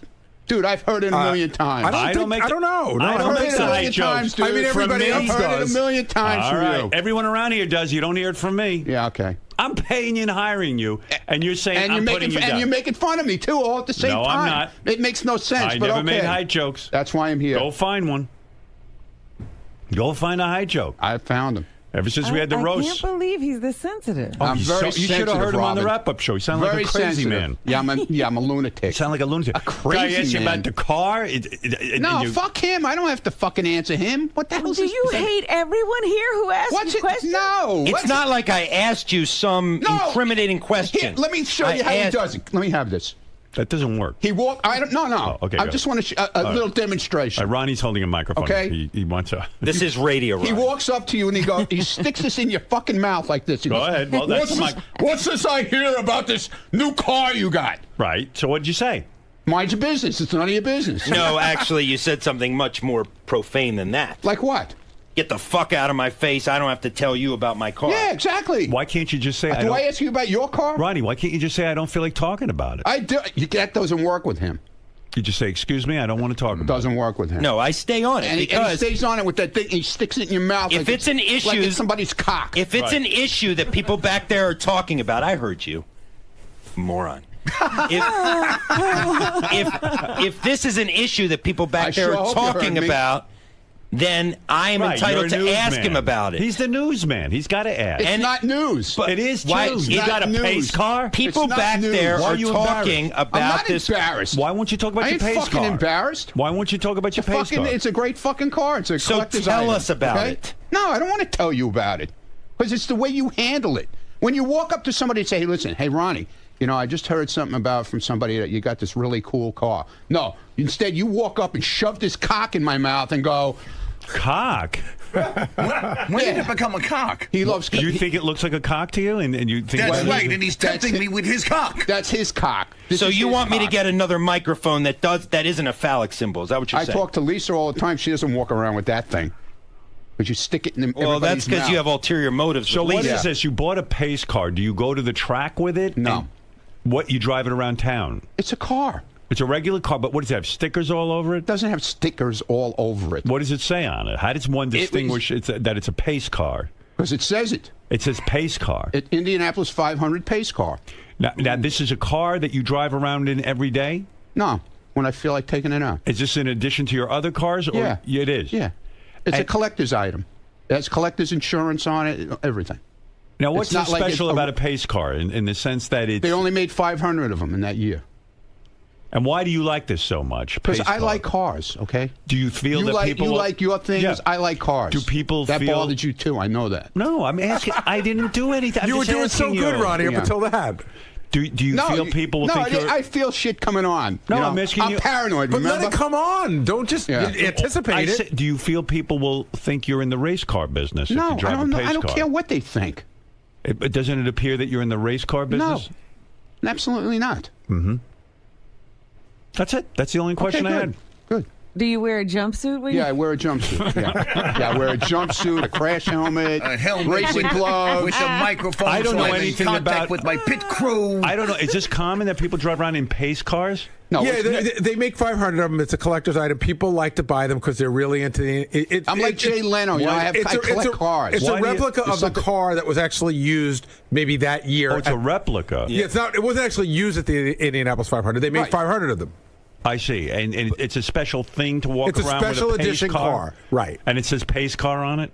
Yes. And then people will look at you. Yeah, it draws a lot of attention when you're driving it down the street. That bothers you too. Your hair draws a lot of attention too. You know that, right? Your hair? Yeah, his hair. He's got this whole thing going on. He won't admit he dyes his hair. Do you everybody knows it, but okay. Ronnie, he's just trying to push my buttons. No, do you dye your Let hair? me tell I unequivocally do not. I unequivocally do not dye my hair. My fucking buttons, Mr. M26. And look how defensive he gets. Look how gray it is on the side. There's no gray. Your fucking eyes are popping out of your fucking head. Look how gray it is on the sides. Okay, if I you leave a little bit. That's the whole idea. You are not going to rile me up, Ronnie. Look at my mustache. Look at all the gray I leave in it. You're scaring me with your laugh and the fact you're so close. Listen to me. If I use the product that you claim I use... You don't like that I'm close? How about when you stick that black thing in my mouth, huh? Excuse me? If I used hair color, it would be a much better color. No. It is gray on the sides. No, you try to make it more natural looking, but, you're not doing a good job. I swear You're not doing on a my good job. child, I don't dye my hair. Well, there you go. So there you go, Ronald. Are we done? No. You always you came in here. How is it attacking I was you? out there minding my fucking Ronnie, business. how is it attacking you? Oh, wait, you? here's Wolfie. Let's find out. I'm not talking to him. Hey, Wolfie, how you I'm doing? leaving for this part. What is it, Wolfie? Sorry. Here he goes. Sorry. Oh, Yes. you're such a baby. Yeah, Just I'm a listen to baby. Wolfie. Yes, I am. So what he has to say, maybe he wants to apologize to No, you. not him. He's a smirk, fucking smug. Yeah, smirky, smug bastard. Eccentric to think that I spend any of my time. Yes, you do. Yes, you do. Because Wolfie's point is, Wolfie, you want to be so part of this show, Wolfie. I know you would do anything to get your airtime. That's why you brought the fucking guy in here yesterday. Why did you listen to Wolfie? I don't want to listen to him. I'm going to talk right over him. Why? I really don't give a shit about Wolfie. I give no shit about Wolfie. When we do our block party shows, he covers it in Pennsylvania. He'll only turn in interviews that talk bad about me. That's fuck you, Wolfie. Wolfie, go and fuck yourself, man. I don't give a shit what you say. I don't care what you say, Wolfie. I really don't care. Did you write what the profiler said? He doesn't have to. Everybody knows what he fucking said. Wait a second. It's airtime. It's been talked about on the air. Can I ask him a question? No. I can't ask him a question. No, it's a fucking waste of time, man. Well, everything that guy said yesterday, okay? Everybody's talked about on the air. Right from KC being whatever he was. You don't think he was right about Casey? That's what I mean. Everybody knew that. Right. He wasn't saying anything. And we talked about it on the air. Crazy. You are a paranoid baby. Yeah. Well, you said that yesterday too, Wolfie. Okay. You just want to be here so bad, you know. I understand it now. I understand it, Wolfie. Wolfie, it's fine. I'm glad you got in here yesterday. I'm very happy for you. Wolfie. But you know what? You're not here every day, and I know you're going to cry about that. So Wolfie. it's fine. I don't need to be there. Oh, you do need to be here. You need to be here in the worst way because I know you beg for a job here. I know you beg for a job. You beg for a job here, Wolfie. You beg for it. Ronnie, you beg for it, dude. He won't let Wolfie talk. No. What is that? Is that your thing? You I filibuster? You talk over everyone? Is that your thing? What? So it's okay for him to fucking It shows walk you're all insecure. over me. Well, I am insecure. Well, let's hear what he's got to say. I don't want to hear what he's got to say. I don't care. That's the whole thing. I care. Well, good. Then you can listen to it. I don't have to listen to it. Why do I have to stand in and listen to something I don't want to listen to? Why? Why do I have to listen to it? I don't have an answer for that. I could be in my pace car. Yeah, exactly. All right, Wolfie. I can't hear what you're saying anyway. So have a good day, Wolfie, and you'll keep trying to get a job here. Marianne from Brooklyn, you're on the air. Hi, Howard. This is the best ever. Ronnie, you know I love you. Howard, he stands up. He's 60-something years old. He watches you back at AGT. I'm watching him from the box. I don't have a problem with him. He can't communicate with anyone. A guy comes in here. Fine. Ronnie can't handle talking to anybody. I don't want to talk like it. It's old school. He was born he's more like my age, and he feels very defensive, and I think everyone's sort of picking on him. Maybe you're right, Joe. Go ahead. You're on the air. Ronnie, you are such a baby. Yes, I am. Of course. Ronnie, here's my point. Go ahead. Man, you bust balls around there nonstop. Somebody. Wait a minute. I bust balls around here? Yeah. How do I bust balls around here? You're constantly joking with people and playing around. There you go. Yeah. Joking. There you go. No, joking. you walk up to people, you tell them to fuck off, and you say you're joking. But the people don't know you're joking. Oh, they don't. Please, they know me long enough. You bust balls. Yeah, okay. Everybody busts balls around here. Well, everybody. So you should take it a little bit. And I don't think that guy yesterday was busting your balls. I take it from the people around here. I don't have to take it from outside people, dude. I take it from you. I take it from everybody here. Nobody gets their balls Is this busted. a case that you can dish it out, but you can't take it? No, that's bullshit. I take it. You can't tell me I don't take it. All right, let's go to Clayton. That's horseshit. Clayton, what do you have to say? You don't take it gracefully. No, maybe I don't, but I take it. You got to calm down. You're going to have a fucking heart attack. Yeah, no, Clayton, I'm going to blow another eyeball. Yeah. You know? Yeah, well, now I see why your eyeballs are blowing out of your head. Clayton, go ahead. Hey, Ronnie, you got the 82 Vet or you got the Buick Grand National? Neither one, dude. It's the Come on now. Neither one. I'm serious. It looks like a Corvette to me, the one I just that saw. one he says he doesn't I'm saying have. it's a Corvette, Ronnie, but it's not 82.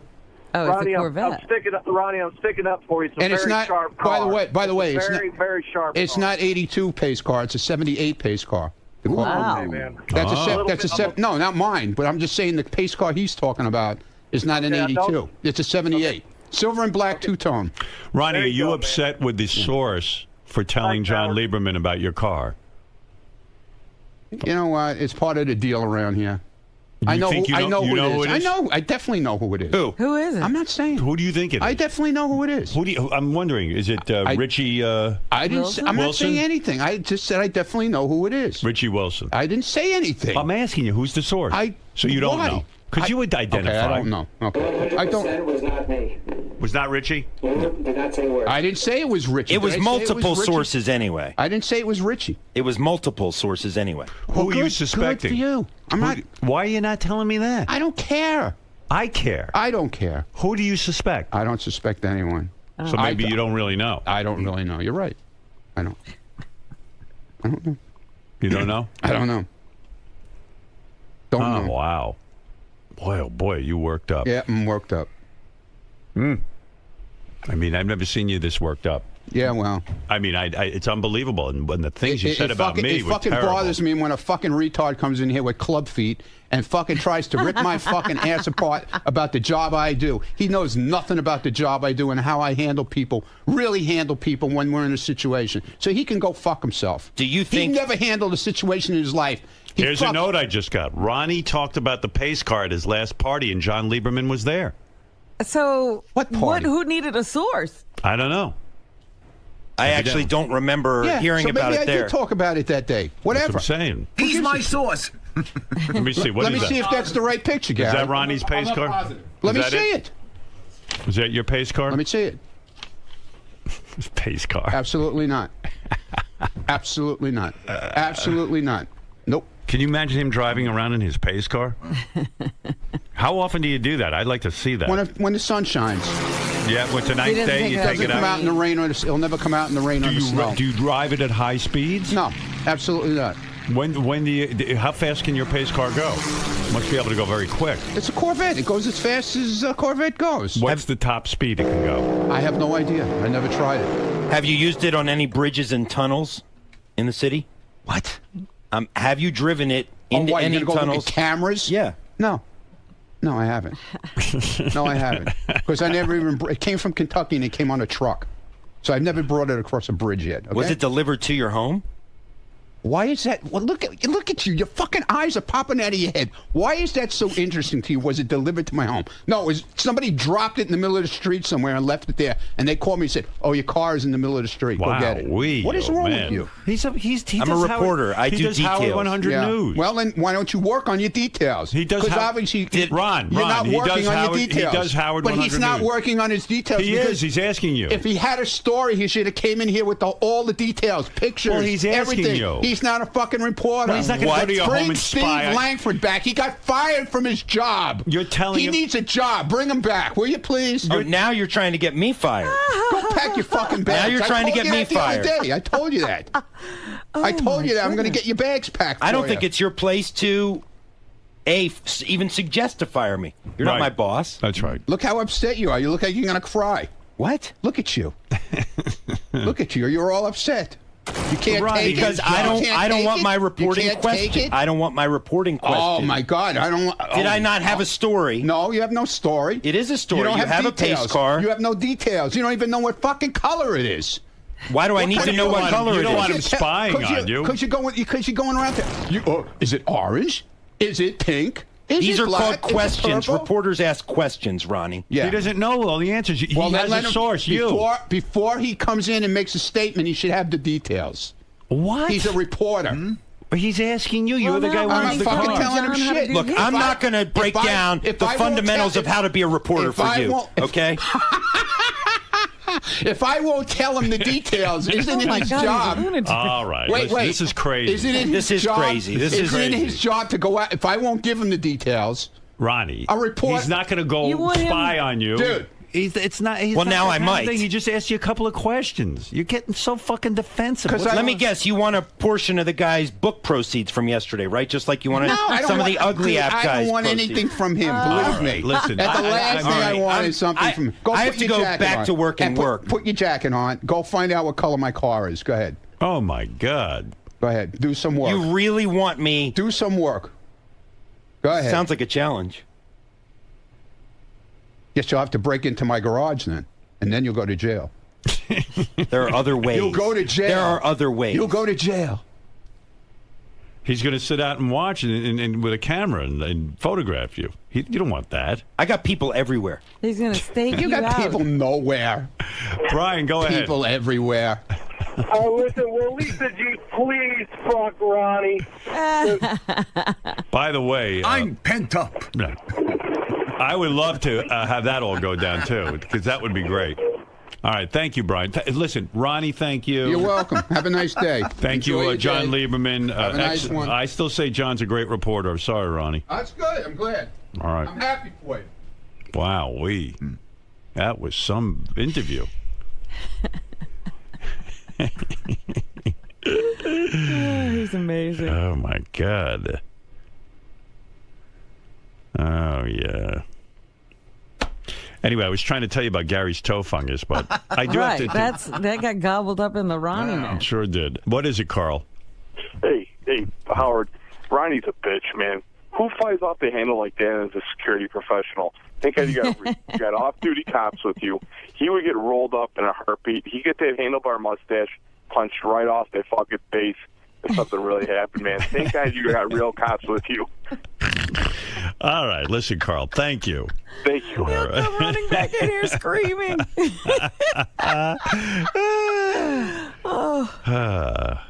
What is it, Gary? That's the car. Oh, that's Ronnie's car? It's got more than a decal on it. Oh, my God. It's a whole those thing. cars are really painted up. Official pace car. And then it's got Corvette written across the glass. Because I forget what Everything kind of but car it Ronnie's is. name is on the car. Yeah. Fred, you were into cars. Do you understand this at all? I don't get the whole Indy car thing at all. Right. I mean, I think it kind of looks retarded. You think it's silly for a guy that age to be driving around? And he's got that in his garage now. I know. It's kind of like, it's like an adult version of like a Power Ranger or something. What does a thing like that cost? Is that an expensive? It's funny. Piece of change. It is because they probably get you when it comes out. I don't know the collectability on those cars, to be perfectly frank with you, but some of them don't necessarily go for any more than a regular. I think there's collectability because it's 1 of 500. So if you can find someone who's interested in it, then they probably Right, it pay a has to little be more. the same kind of. But the only thing I think that makes it interest that distinctive Ronnie has. are the decals. Yeah, but I wouldn't want to drive around with stuff written all over my car. But I don't even want to have like a vanity plate. Right. But And he the likes whole that. thing is when you drive around in a car like that, everybody's looking at it, wondering what it is. Well, also, you're driving around and people are assuming you're something tied in with the race car community, Well, right? sometimes you don't even, because I always see, guys with race cars on a flatbed as they're coming to and from races, and everybody on the road is looking at the car. Right. Well, Ronnie will be driving this thing, so everybody will be looking at Ronnie. That's and what won't he they wants. assume he's a race car driver of some kind? Well, when you look at him, I'm racing in the HOV you're sure lane. that's not the case. Right. No, but I mean, it's sort of like if I... It assumes involvement. It's like if I wore a David Letterman jacket.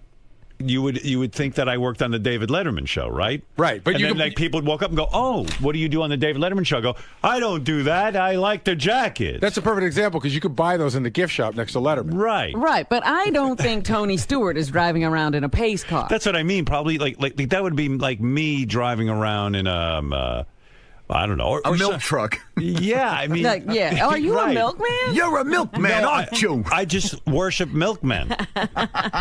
Your information. Yeah. I am like a brony with a Corvette. Is that the car? For your information, okay? Is this the car? Tony Stewart owns a bunch of cars like that. He does? He collects He doesn't them. drive around in them. Yes, he does. But he's a race driver.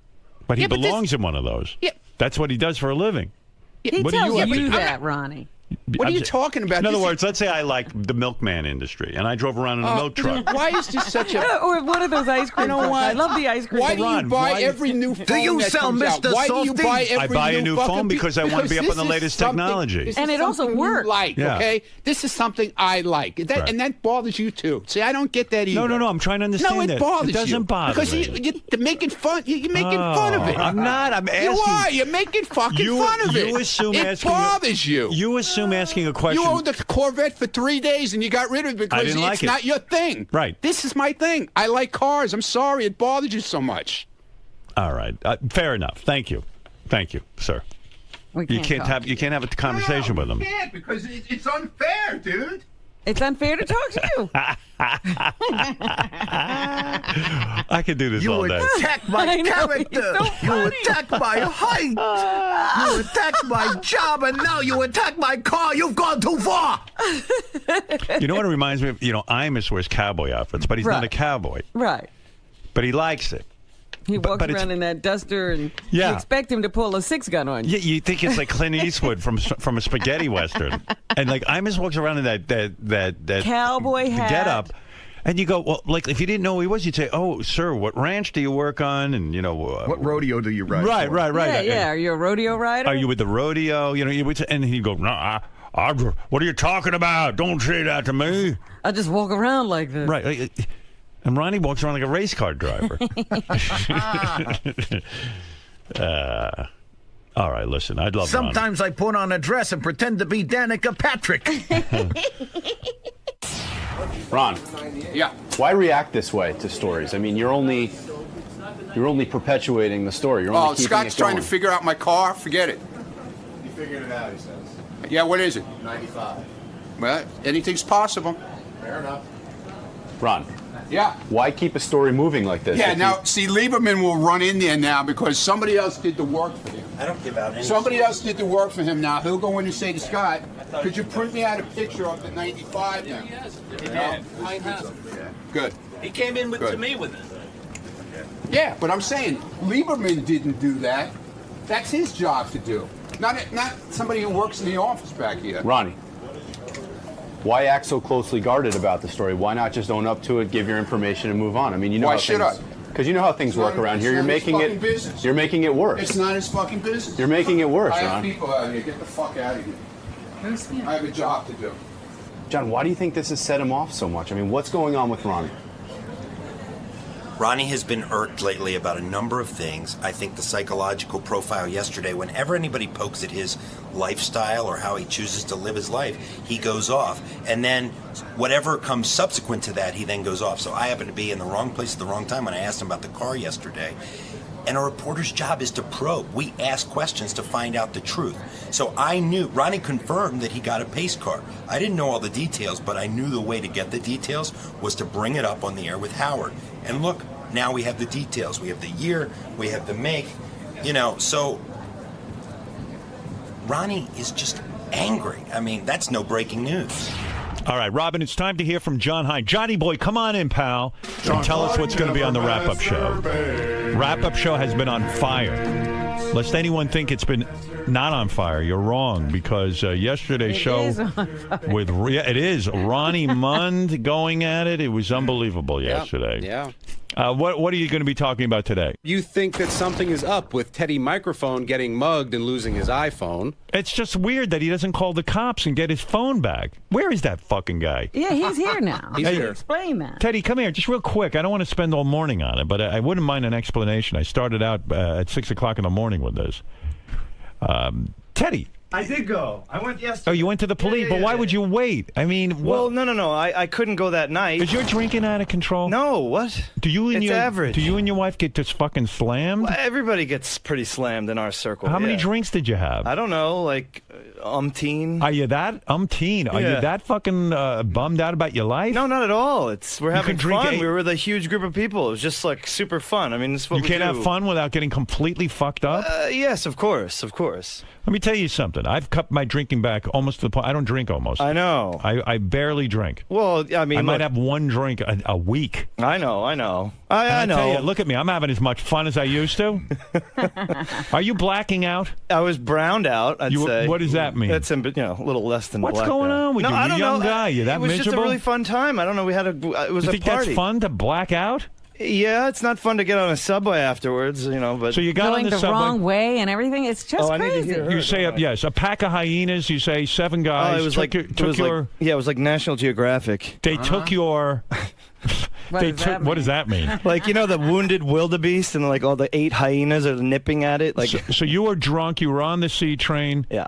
And with your wife, and they surrounded you, and they took your iPhone from you. Yeah, I mean, they were all nipping at me, and I was kind of fighting them off. And then one of them, as we were getting back on through the turnstile, one of them got his hand in, grabbed the phone, and he was at some point, gone. you got to give up, because who knows what can happen. But I did go to the police yesterday. I mean, I called them that why that wait night. 2 days? No, 1 day. One day.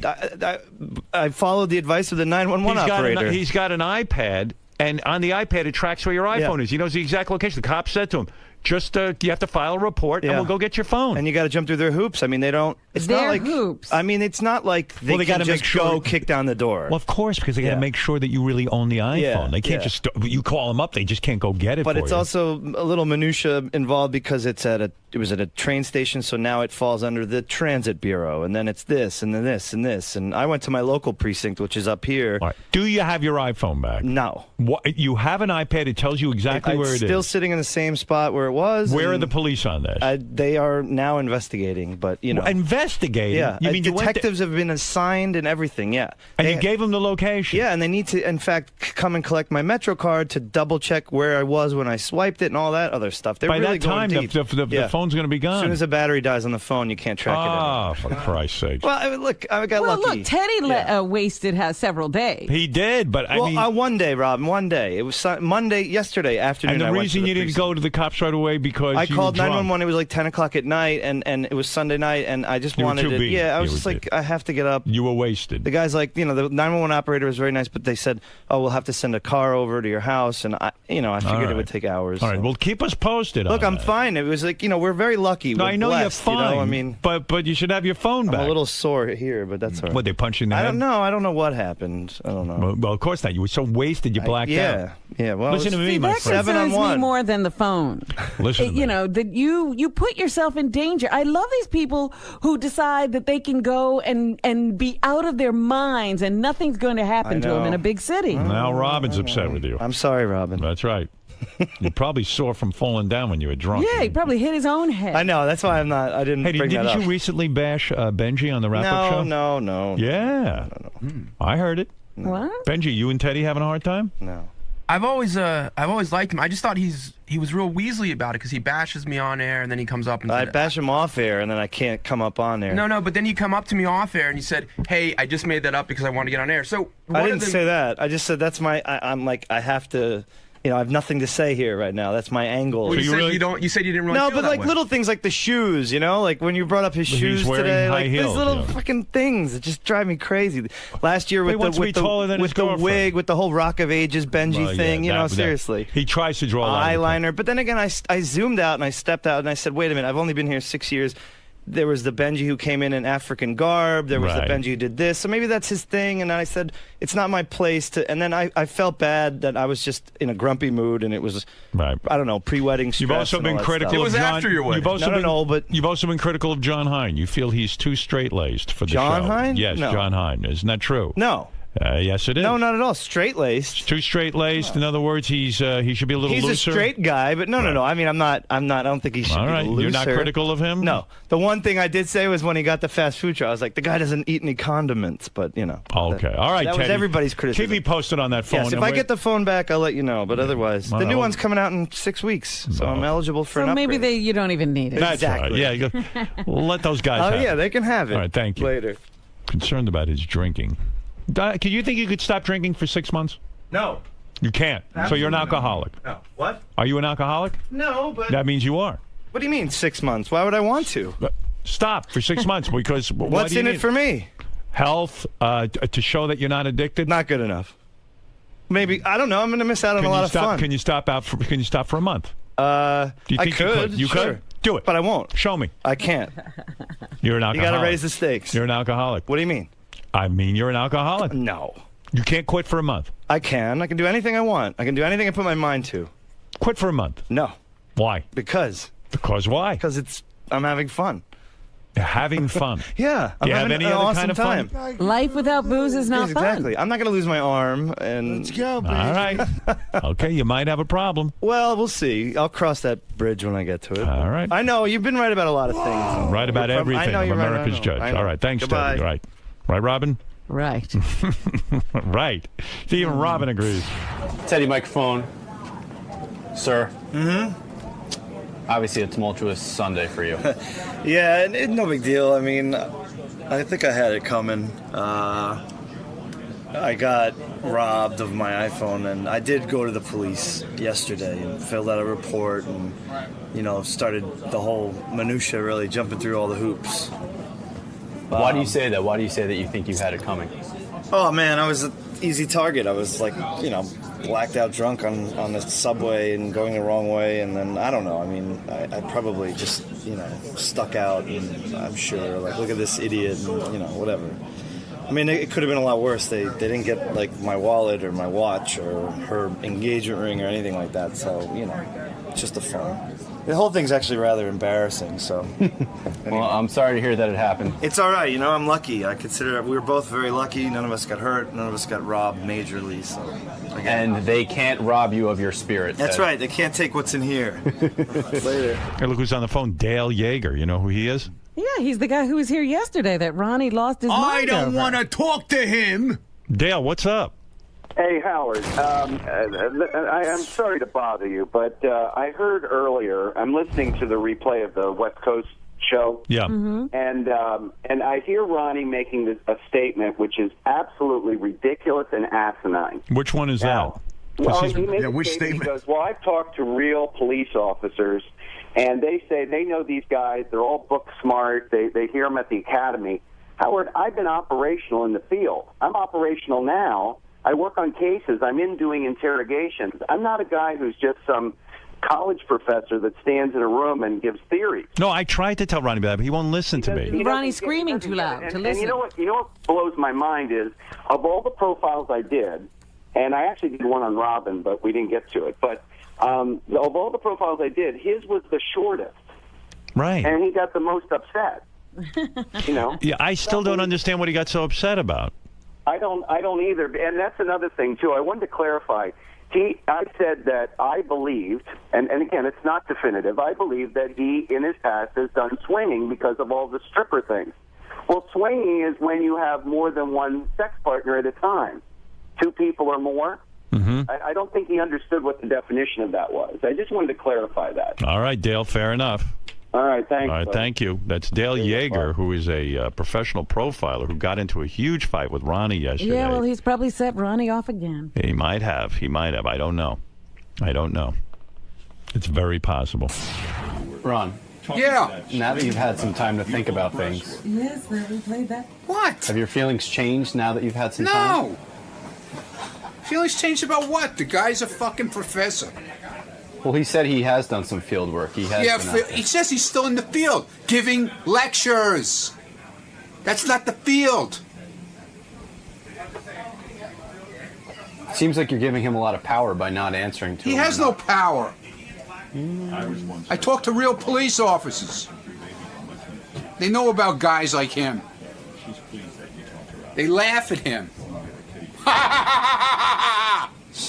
What else is in the news? What do they do? They laugh at him. How do they do that? Starbucks, Macy's, and other. Stop turning the radio off. I can't hear you. What did they do? They laugh at guys like Dale Yeager. And how do they do that? That's scary, man. That's right. I wouldn't come near Howard if you were Yeah, doing it's like that. a fucking Creedmoor laugh. You know where Creedmoor is? Huh? You know where Creedmoor is? I'd imagine it's about 2 feet in front of me right now. You never heard of Creedmoor? No, man. You heard of Creedmoor. I've heard of Creedmoor. You heard of Creedmoor. It's a mental institution. God, yeah, I know Creedmoor. That's where Ronnie should be. So I was right. It was a couple feet in front of me. Yeah, that's where Ronnie should be. Locked up in it. I'd feel, speaking of security, I'd feel a whole lot safer if this interview ended. Good. End it. End it.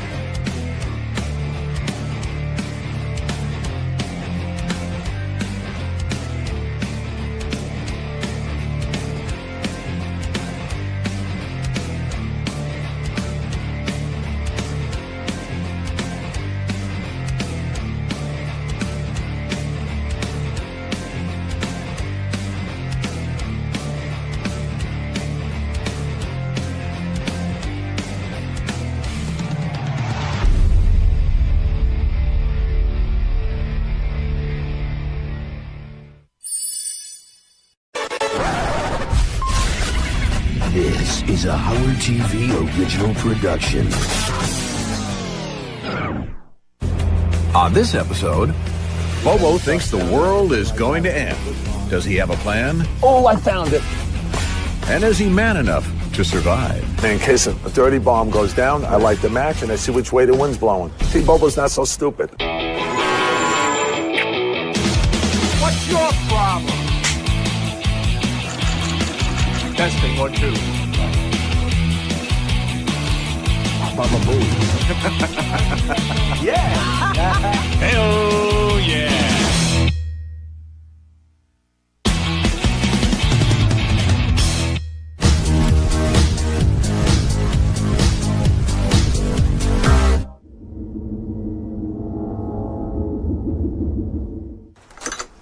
Hey guys, what's happening? Welcome to the Bobo compound. I'm preparing for the end of days.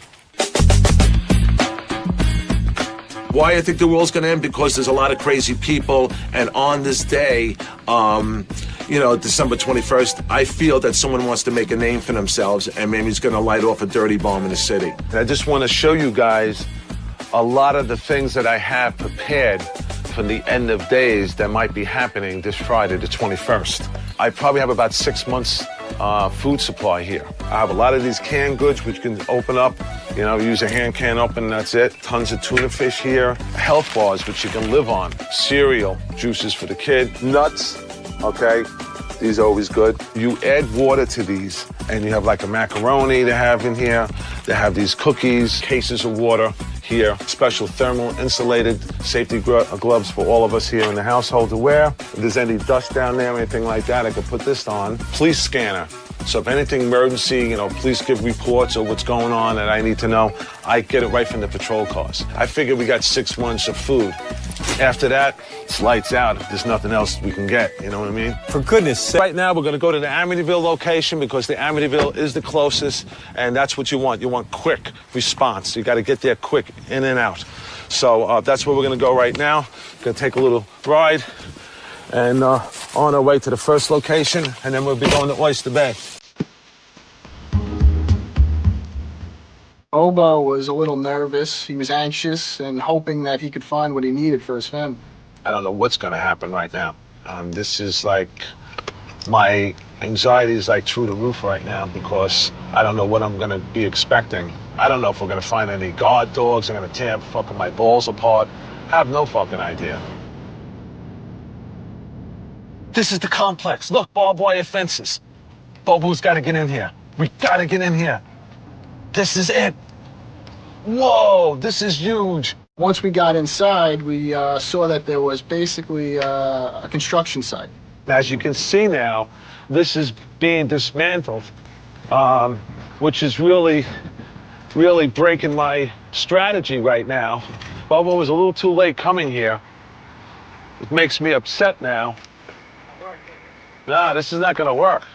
Then our next journey was, we went up to the North Shore, Oyster Bay area. The only thing I'm concerned about now, it is farther location than the last previous one that we went to. As far as time, it may take about 30 minutes to get here.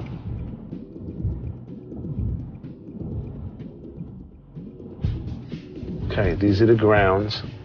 Oh, that might be something over there. This is the area of the sites where the, I believe, the missiles were kept. And this is location number 2. Well, the second location was interesting because this time it was actually a parking lot, but it had a silo under it. So, which we may not have ever found if it wasn't for the people we saw standing there when we pulled into the lot. I saw you hanging out here, and I was just wondering if you can give me some information on, the abandoned missile silos here.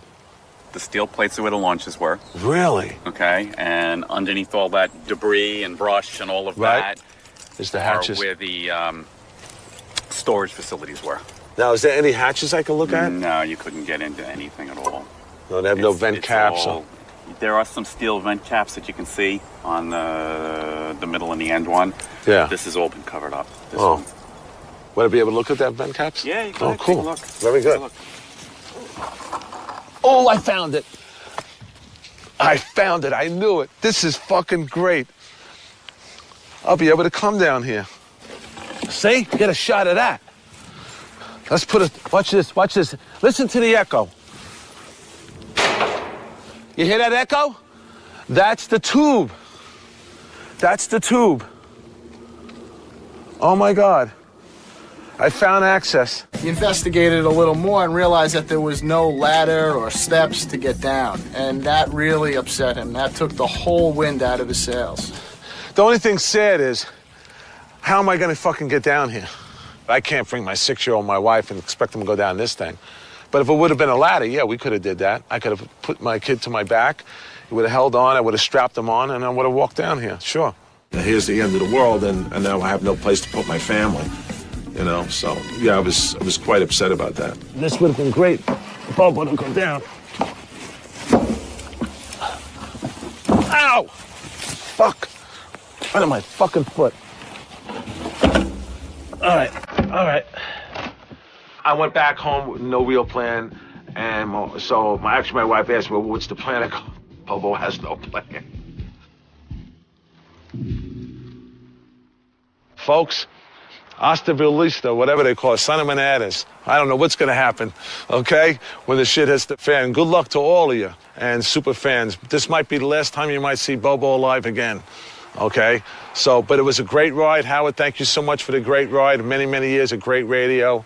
And hopefully, maybe this will continue, and we'll see each other on January 2nd. I don't know, but this is it, man. Bobo out.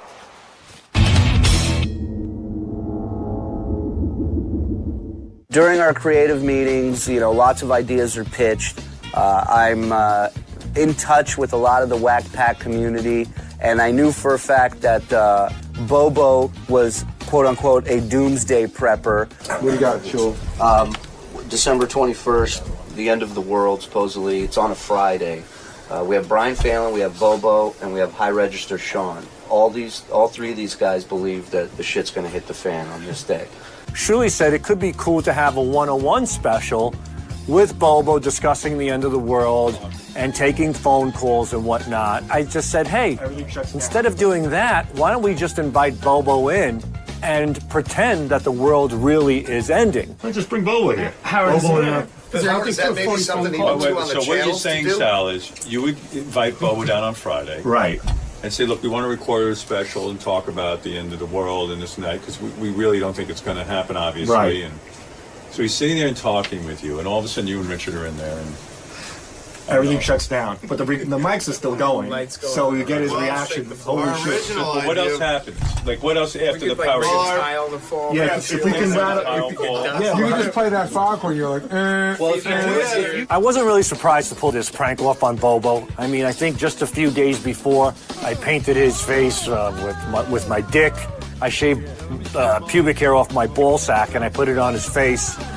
So pulling this off, it really was, it was a lot easier than I thought it would be. As a matter of fact, I called Bobo in advance and I let him know that, hey, we need you to come down to do something, the Whack Pack playlist. I said, Sal, I'm not fucking coming up there December 21st. He goes, no, you got it, man. I said, Sal, I'm not coming up there. I said, it's the last day, Sal. He goes, what are you talking about? He goes, don't be stupid. I knew he was putty in my hands. I knew it was going to be a piece of cake. He goes, come on, we'll just do it. Howard really wants you to do it. So when I hear Howard's name, I fucking jumped. We just thought it'd be funny to see Bobo during the actual end of the world. Like, would Bobo be brave? Would Bobo panic? What would Bobo say? So we created the end of the world for Bobo. I helped get this thing going and get it organized and get the plan in motion with Sal and DePace and Mike Schiff. Doug came to me and he said that the guys had been working on this prank that they wanted to do on Bobo. I wasn't part of the creative meetings or anything, so I just came in afterwards, and then I started bouncing around emails between Sal and Doug and all these guys, and that's pretty much how it all started. So the guys came to me and said they were going to pull this prank on Bobo, and we had to get prepared, and we started talking about all ways that we could fool him with, you know, putting subwoofers in the floor and night vision cameras. So they filled me in on a couple of pranks that they wanted to pull off for this thing. One was to have this emergency broadcast notice to go on while he was in the studio. Another was to have the room to shake. Then the third thing was to have a couple of things rattle around the room, some boxes falling down. So we just worked really hard that morning and just try to put all this stuff together to make it as convincing as possible.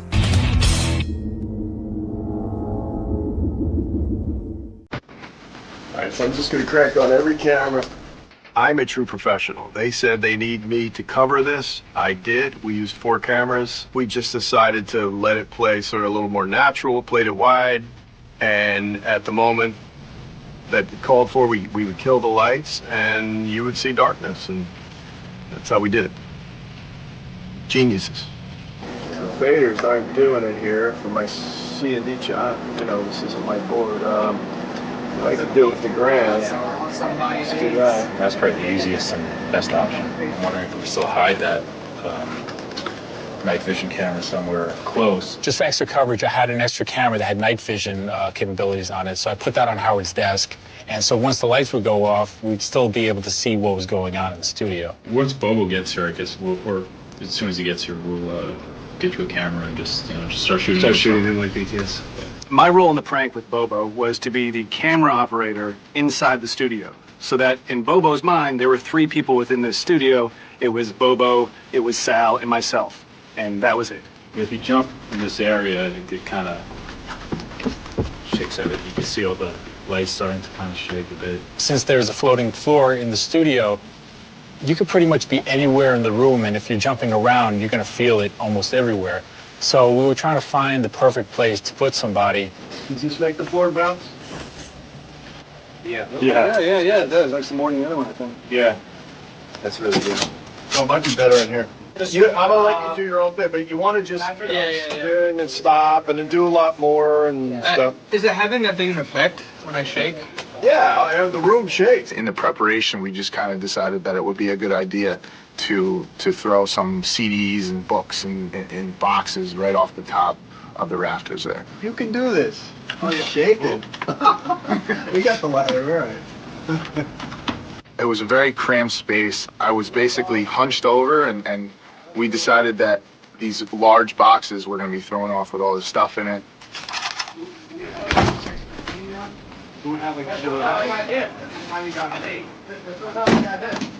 My role in the prank was to hide under Benji's desk and shake it to simulate an earthquake, and also to knock some of the CDs off the desk. I'm right under Benji's desk.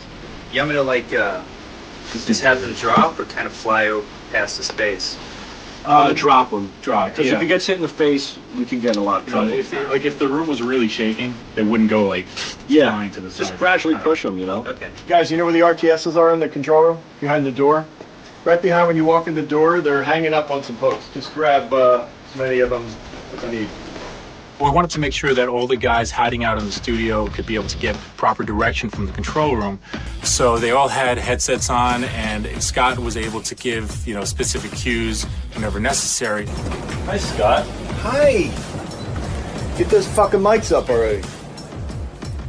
The guys created a fake EAS alert, and we had this, basically a fake news story. So we had to figure out how to get it into the studio without anybody here in Howard's room hitting the board. We were hiding speakers around the studio, so it sounded kind of like this booming alarm coming in.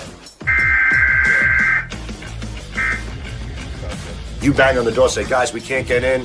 There's a bomb in the building. We got to get out, and then let just Bobo struggle for it for the longest time. Then hit the thing and let him just pull back, and run out. The emergency broadcast signal is going to go on, and then just balancing can just go on, just on and off throughout the rest of the No, that's it, and then just cover it, right? Yeah. We did a couple of rehearsals just to make sure everything would flow smoothly once Bobo was actually in the studio. Here we go. Song number 1, Hi, My Name Is by Eminem. Guy likes to say hi, likes to rap. It's my kind of guy. Right. Let's go. What the hell is that? Song number 2. What's with the shaking, guys? What's going on, man? Scott.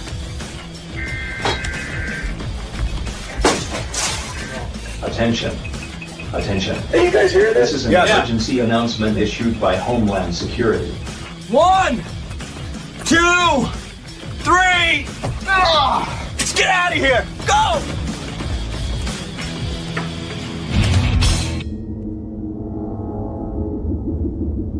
Finally, the end of the world is here. It's the day it's supposed to happen, and Bobo takes off to come hang out at the Howard Stern show. So how serious could he have been? I'm a fucking nervous wreck, but I came up here because I was told that, Howard wanted me to do something, and I did it. Bobo, we are here December 21st. It is D-Day, and you are here recording a Whack Pack playlist, correct? Yes, Shuli, I put my life on the line coming up here. I can't believe you're here. I can't believe it either. My role the day of the prank is basically not to let on that anything is going to happen, and just interview Bobo as if it's a normal, interview. What do you have with you? I have a police scanner. I get all the police departments and the fire departments in the city in Long Island, and I have it on standby, just in case something goes down and how to get out of the city. Plus, I brought books of matches with me in case a dirty bomb goes down. I light the match, and I see which way the wind's blowing. See, Bobo's not so stupid. No. So when Shirley was done with the interview, Sal came over, grabbed Bobo, took him into the studio, and they were ready to go. All right, let's get this over with. Do you have your list? Yes, I have Okay, too good. many to count. All right. All right. Sal started interviewing me, and I started going through the Whack Pack playlist. 1, 2, 1, 2. So what you're going to do is you're going to say, hey, it's Bobo. Welcome to the Whack Pack playlist on Howard TV. And then we'll do another cut. Welcome to Bobo's playlist on Howard 100 and on Howard 101. We'll get that first. Hey, can you give me a little iris on the A front? Hey, this is Bobo. Welcome to Whack Pack Playlist and Howard TV feature.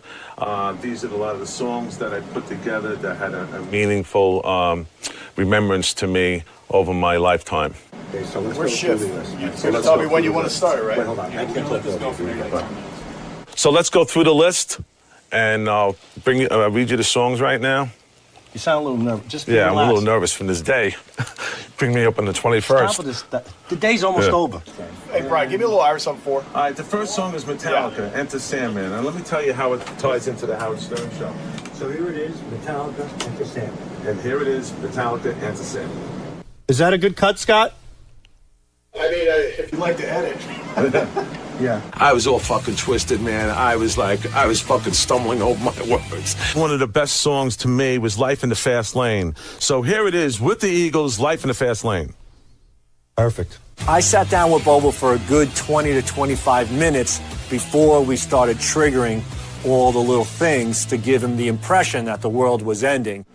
All right, ready now? Is the next one when we're going to do it? As soon as he starts, yeah. All right. Scott and I were both working together on these cues. He would kind of wait for my call, I'd give it to him, and then he'd communicate it to the guys in the studio. All right. Hey, it's Bobo. Welcome back to the Whack Pack playlist. Start the shake. And my fourth song is Coldplay, In My Place. What the fuck? Scott, camera shake here. Hold on one second. Whoa, man. What the fuck is going on here? What is fucking going on? Stop the shake. Stop the shake. Scott, what the hell was that? Hold on. Let me try to figure it out. Hold on. Hey, Scott, it's not funny, man. Probably the building. This building sways coming in. What the fuck? The building fucking sways. It's probably the building. All the time. It sways because we're so high up. It's probably the weather. Get the fuck out of here. I think we're good. Let's keep going. It's probably just a storm. Dude, right. Just relax. The building sways all the time. All right. Where am I over here? All right. All right. Just calm down. Just calm. Whoa. Okay. So at first, we start seeing Bobo kind of smiling a little bit, and we're thinking, oh, he's kind of putting it on. But then he's actually sweating, and you can't fake that. So at that point, we realized that, hey, maybe Bobo really is falling for this thing. Okay, this is Bobo. Welcome back to the Whack Pack playlist here. This group here is special to me because Howard had. I have to go back. What's the matter? You all right? Yeah, no, I know it's Martin. That's a Chris Martin. Okay. All right. Now what? This is the light one now? This is the shape of the light. Okay. Just calm down. Just calm down. All right. Hey, it's Bobo. Welcome back to the Whack Pack playlist. And my fourth song is Coldplay. And this song is special to me. I know it's special to Howard. Okay, start Chris the Martin shake. up here. What an interview there was. Kill the lights. One of the best. Whoa, God damn. Kill the lights. Kill them. Holy shit, the fucking lights off. Scott, what's going on? What's going on, man? Scott! What the fuck? Oh, my Attention. God. Attention. This is an emergency announcement issued by Homeland Security. Holy shit! The United States is under attack. Right there, it was really hard for me not to hold in my laugh. It was difficult, but I knew I had to go through it because if I gave it away, I would have blown the whole thing. North Korea has launched 7 nuclear missiles heading towards New York City. What the fuck? Several dirty bombs have been detonated in downtown Manhattan. You know what? I shouldn't have came here. Shut up! Do not move. Keep it shaking. The United States is under attack. Oh my God. North Korea has launched 7 nuclear missiles heading towards New York City. Oh my God. Stuff started falling off the shelf and shit. I said, oh my God, I'm gonna die. I said, I'm in the fucking studio, but no king of media is here, Oh! He's on the floor. He's on the floor. Please don't move. Don't move, they said. This guy really believed this ridiculous notion that the world was going to end at that moment, and his face said it all. Scott! Scott! Bang on the door. Holy shit. We got no fucking reception. I got a police scanner. Should I put the police scanner on? Let me put the police scanner on. I knew I bought this thing. I can't get through to my... Bobo's not so stupid. I have no fucking... I have no reception. Come on. When I didn't hear nothing coming over the scan, I got fucking really scared. I go, now they knocked all communications out. Bobo, you want to help me open this fucking door? There's enough of that stupid scanner. All right.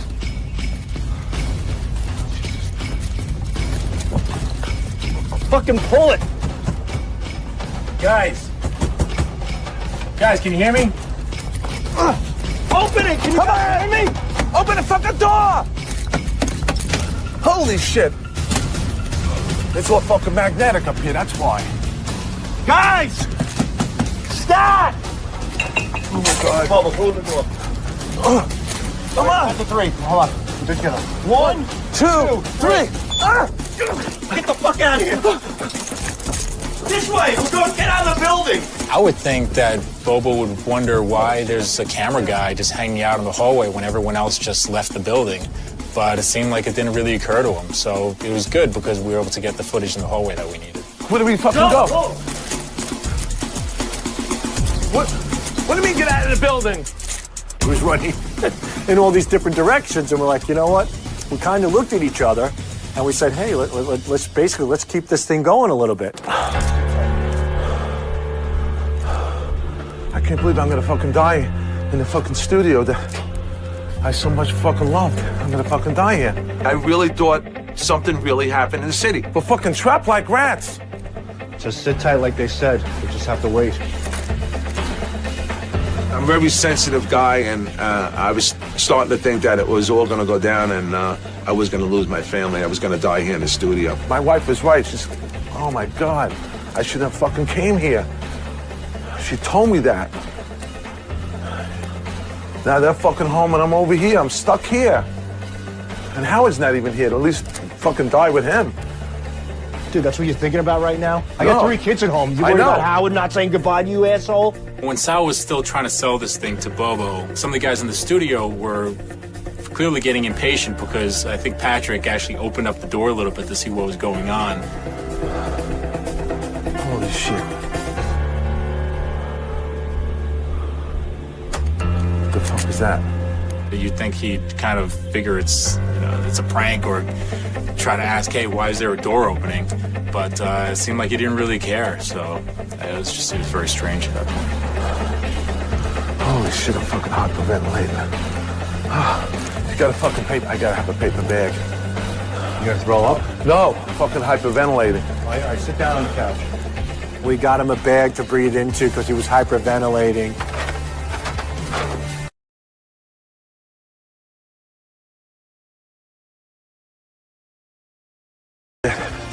You should.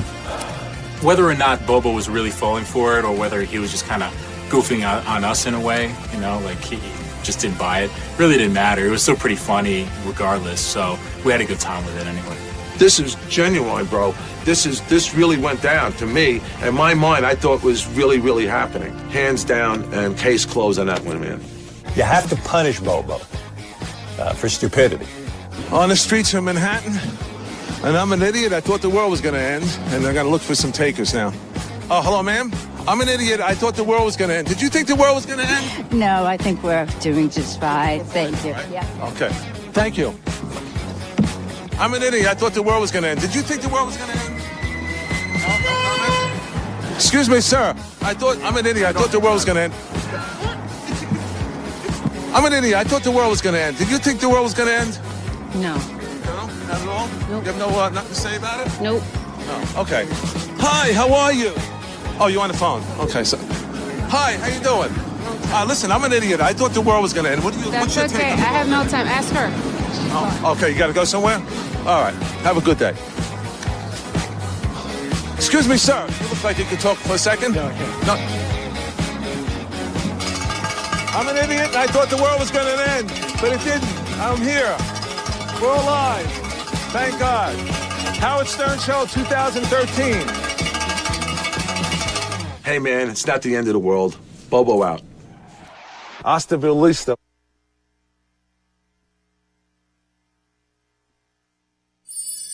Hey, Artie, I got a question for you.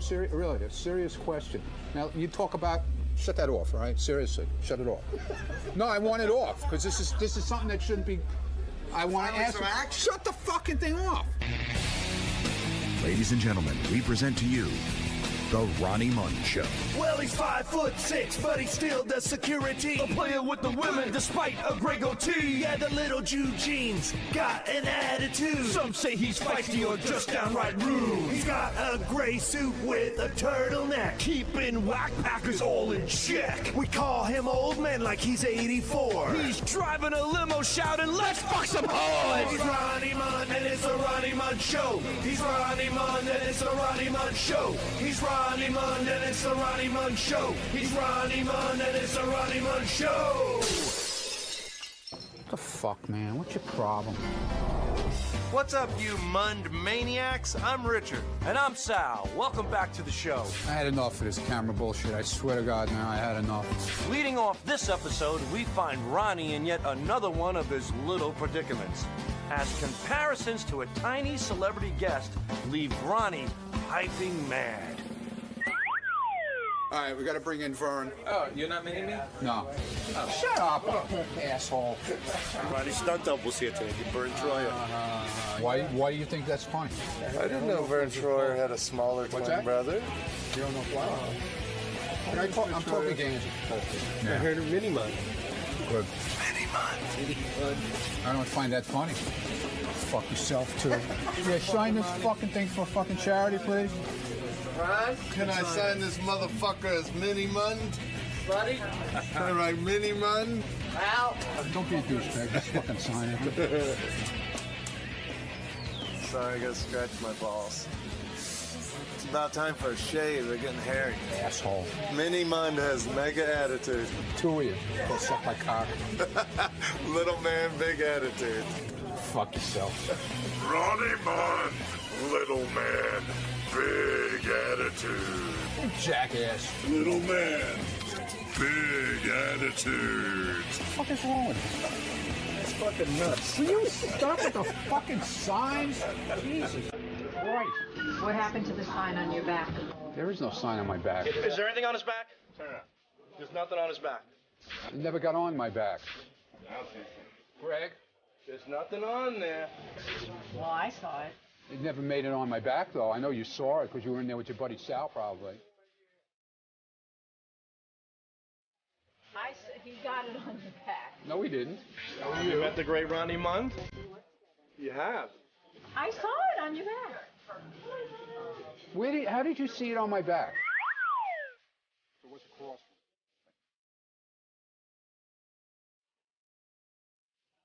No, he tried to put it on my back. Scott, I saw what you dropped on the floor. What I dropped? Mini Mund. Get the hell out of here. Get the fuck out of here. Okay, watch the tape. Are we here at the great Ronnie Mund? Are we here at the great Ronnie Mund? Oh, Mini Mund, when will you learn to accept your little body? That'll happen as soon as he ditches those 3-inch lifts on his shoes. Look at the lifts on the heels and the back of that. That's the way the shoes are made. Come on, dude. Fuck you, cocksucker. That guy's got the footwear collection of a teenage girl. And the phone habits of one. Ronnie is always on the horn. What's wrong with making a phone call? I can't make a phone call now? Check out yet another one of Ronnie's important phone calls while on the job. I'm not saying anything terrible. I can talk on the phone. And since we're not sure what the other party is saying, let us fill you in on the details.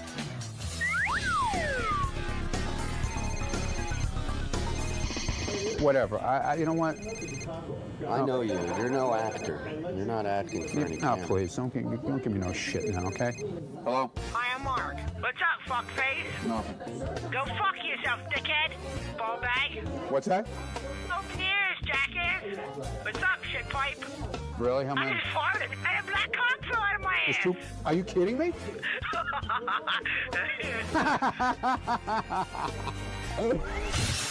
And now, let's take a look at a segment we like to call As the Mund Turns.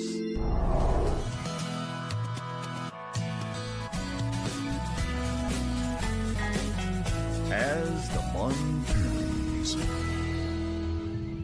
The only one that ever gave me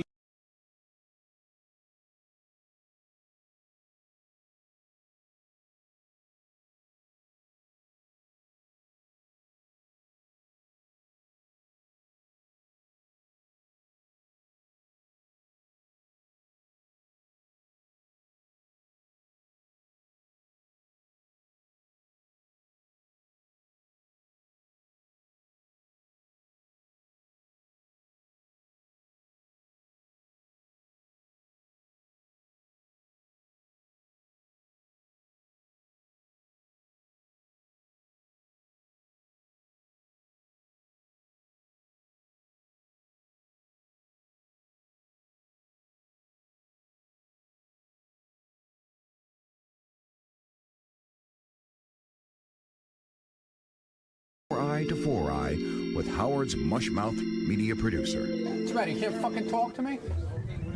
Oh no, I thought that was your bit. You can't talk to me. No, you asked Greg if I made a face. Ask me if I made a face. Yeah, I made a face at you. You're an asshole.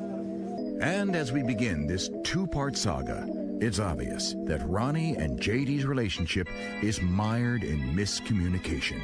Yeah, okay, Mr. fucking bullshit fucking personality over here. What? Go away. JD, get the fuck out of here, all right? Seriously. You're a moron. That's all. You're a fucking moron. And it's plain English. But no matter what young JD says, Ronnie's paranoia has taken over his tiny frame. As he's convinced that JD is the prime instigator behind each and every Ronnie-related taunt. Oh, stupid asshole. Little fucking instigator bitch down there. Me? Getting behind the wall. How am I instigating stuff? Go away. Just go away. If I had the skills of you, JD, I'd be a fucking star right now. But I don't have the skills of you.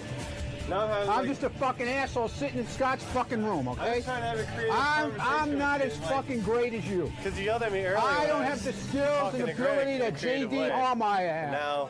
Fucking whore. Perhaps it's their difference in educational background, preventing them from reaching common ground. Think I'm stupid? This is a college graduate. I actually didn't graduate college. I got an associate's degree from a sort of technical school. You didn't go to college? Where'd you go to college? I didn't go to college. I never said I did. Okay, you just got I went to everything we community just said. college for 1 year, okay? Are you happy with that? Are you happy? I went to community college for a week. Fucking ass.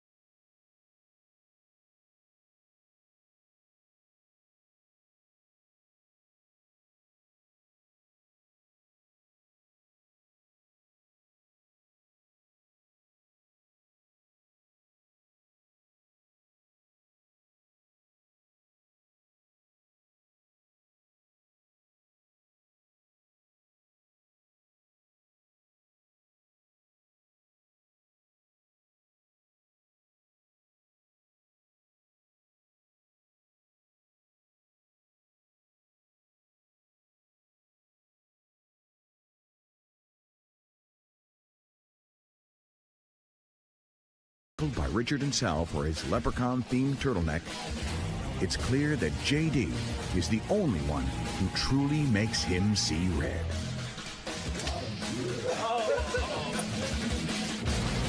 What are you laughing at? Damn it! JD's got to get a bodyguard. I was just standing in the hall. Yeah, standing with that stupid smirk. Get the fuck out of here. I can't stand and look and smirk. And when JD attempts to smooth things over, Mr. Limo Driver wants no part of it. Would you like to apologize for almost injuring me? Absolutely not. Either way, it's abundantly clear that this quarrel isn't ending anytime soon. You see how it is trying to, just have a conversation with Ronnie? I don't want to have a conversation with you. So, as JD leaves dejected, we can't help but wonder, will Ronnie ever be at peace with young JD? You're not okay, and I'm not okay with you. Will he catch JD in the act of instigation? Will this pole dance lover turned pole tosser be able to stop his violent tirades against Howard's timid TiVo guy? Look at your face, and then you'll know why I want to cut your throat. Find out next time on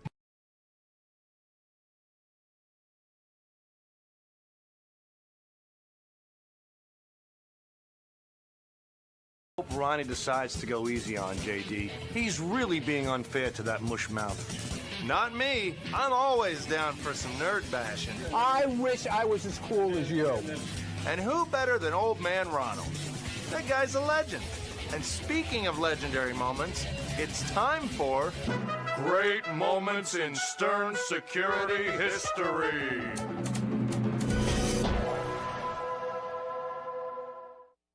On a Tuesday morning in mid-June, Howard Stern and Artie Lang's appetites were growing more ravenous by the minute. Meanwhile, outside of the studio, there was only one man capable of satisfying the king of all media and his portly sidekick's hunger. Ronnie Munn. With his ability to transfer and separate sandwiches into two separate bags, Munn displayed a calm and cool demeanor that only an undersized security guard in a pinstripe suit could. And as he began his triumphant march toward the studio door, the loudmouthed limo driver knew a seemingly impossible task lay ahead of him. Maneuvering his way into the crowded room full of bright lights and co-workers alike, Ronnie shut out all obstacles and put his fancy footwork to use, persevering until the two low-fat grilled chicken sandwiches had reached their destination. And while Ronnie may have slipped past his distracted co-workers unnoticed, we say thank you, Ronald. Your commitment to bringing healthy sustenance to funny radio personalities is unparalleled. Stand tall, stand proud, Mr. Munn. Your actions rank among the top in great moments in Stern security history. No average-sized guard could possibly maneuver low-fat sandwiches the way he does. I'm getting them right now, okay? You just fucking got here. Sir Ronald, we salute you. Now let's get back inside Ron's head with another segment of Mundane Thoughts with Ronnie Mund.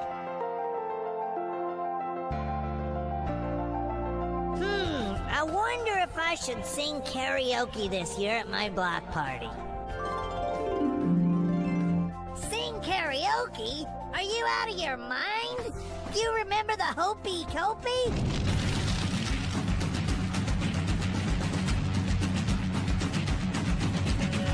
Don't sing, you moron! Ah, fuck that guy! Everybody loved the Hopey Copey! You were a sensation! Ricky Man sings at all block parties! Yeah! Sensation? You were the laughing stock of the whole block party! First you jumped in the bouncy house, and then you sang Hopey Copey?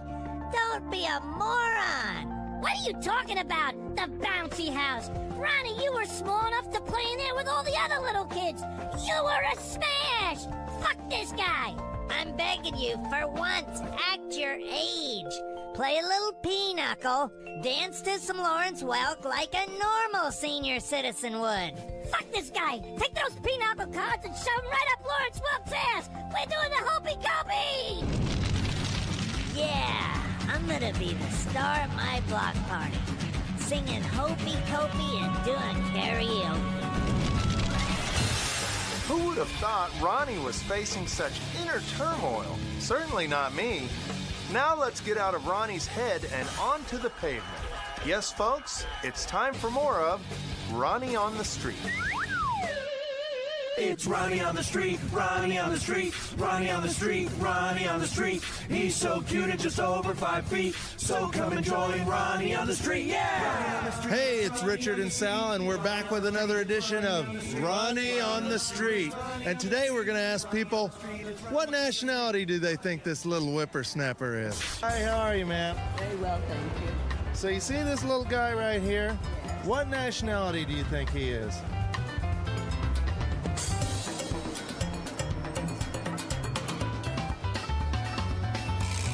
Probably, he looks like a cross between a German or a very unhappy American. Russian. Something Middle Eastern of some kind. This looks like a little bit Irish and Spanish mix. I guess Italian would have been the first one. Greek or Italian. Looks like an old Italian motherfucker. What makes you think that? Because the way he's dressed. His dress, wearing his look. He looks like an old mobster, that's why. I know, it has that fucking arrogant look on his face. Now, would you be surprised if we told you he's Jewish? not. Is he really? Now, you ready for a big shock? What, he's Polish? He's Jewish. Let me holla at him real quick. Okay. What's his last name? Mund. I'd believe it. He's really Jewish? Wow, I'm impressed. Really? Is he really Jewish? Yeah. Wow. All right. You think he looks Jewish? Not really. I think he's afraid to look Jewish. Why do you think he has such an intimidating look? Do you think he's doing that to hide the fact that he's Jewish? No, probably because he's so short. He's small, he's short, he probably has a small dick. Why do you think he doesn't want to look Jewish?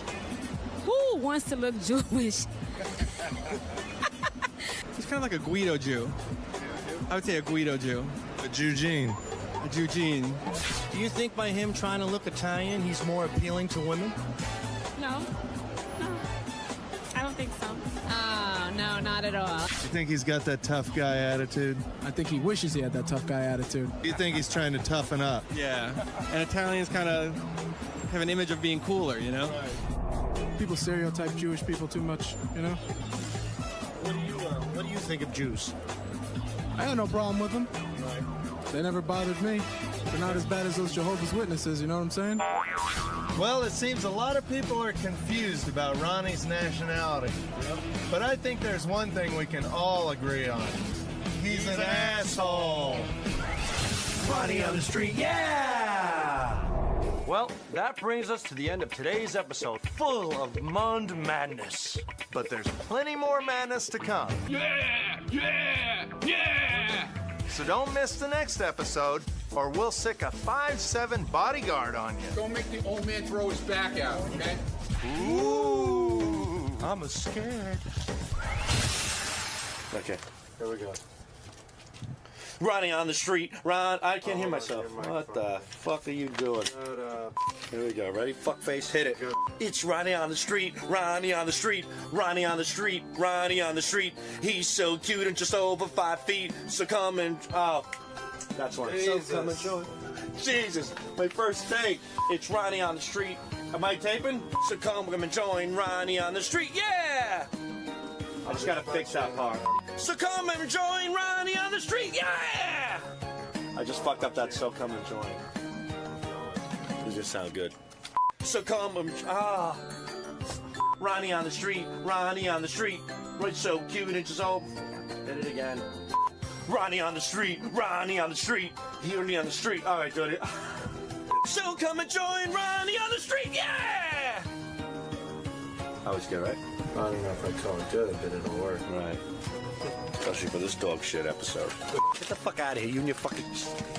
Leave her out of here. You and your songs and your movies and your Ronnie shows.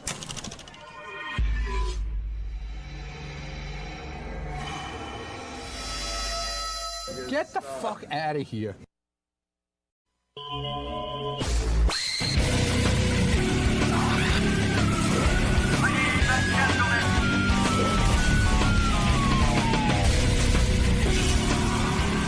Good morning, Jimmy. Hey now, what's up?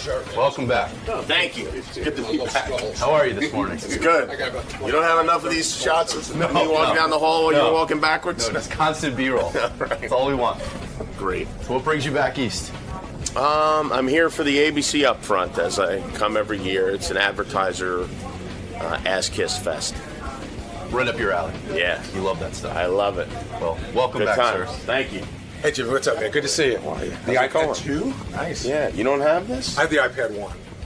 I don't use it. Gadget Gary should have that. You know what? I only use it when I travel. I have it because of Howard, who insisted that I get it, and I really felt I didn't need it, and he turned out. Do you need it? No.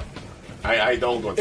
Right. That's exactly what I think. That's, it's so funny you say that. I'll get the new one. If somebody gave it to me, I'd love to have it. But yeah, exactly. I'm not going to go pay $800 for another one. Yeah. All right, let me put up a note and let them know that you're here. Okay. You're good till 8:15ish? Yeah, exactly. Ted Nugent's coming in at 8. Yeah, Cleto ran into him on the street yesterday. Oh, is that right? Let me put up a note and let him know here. Hey, Jimmy Kimmel's here. I should bring him in. He's only here till 8 o'clock, but you know, like when Jimmy hangs out on the show. Absolutely. It's Upfronts week, huh? Yeah, he's in town for the Upfronts. That's where the networks get together with their advertisers And Hey, they bring Jimmy. in Jimmy, who's getting thinner and thinner. Skinny Jimmy. I saw him on his show the other night. I was like, look at Jimmy.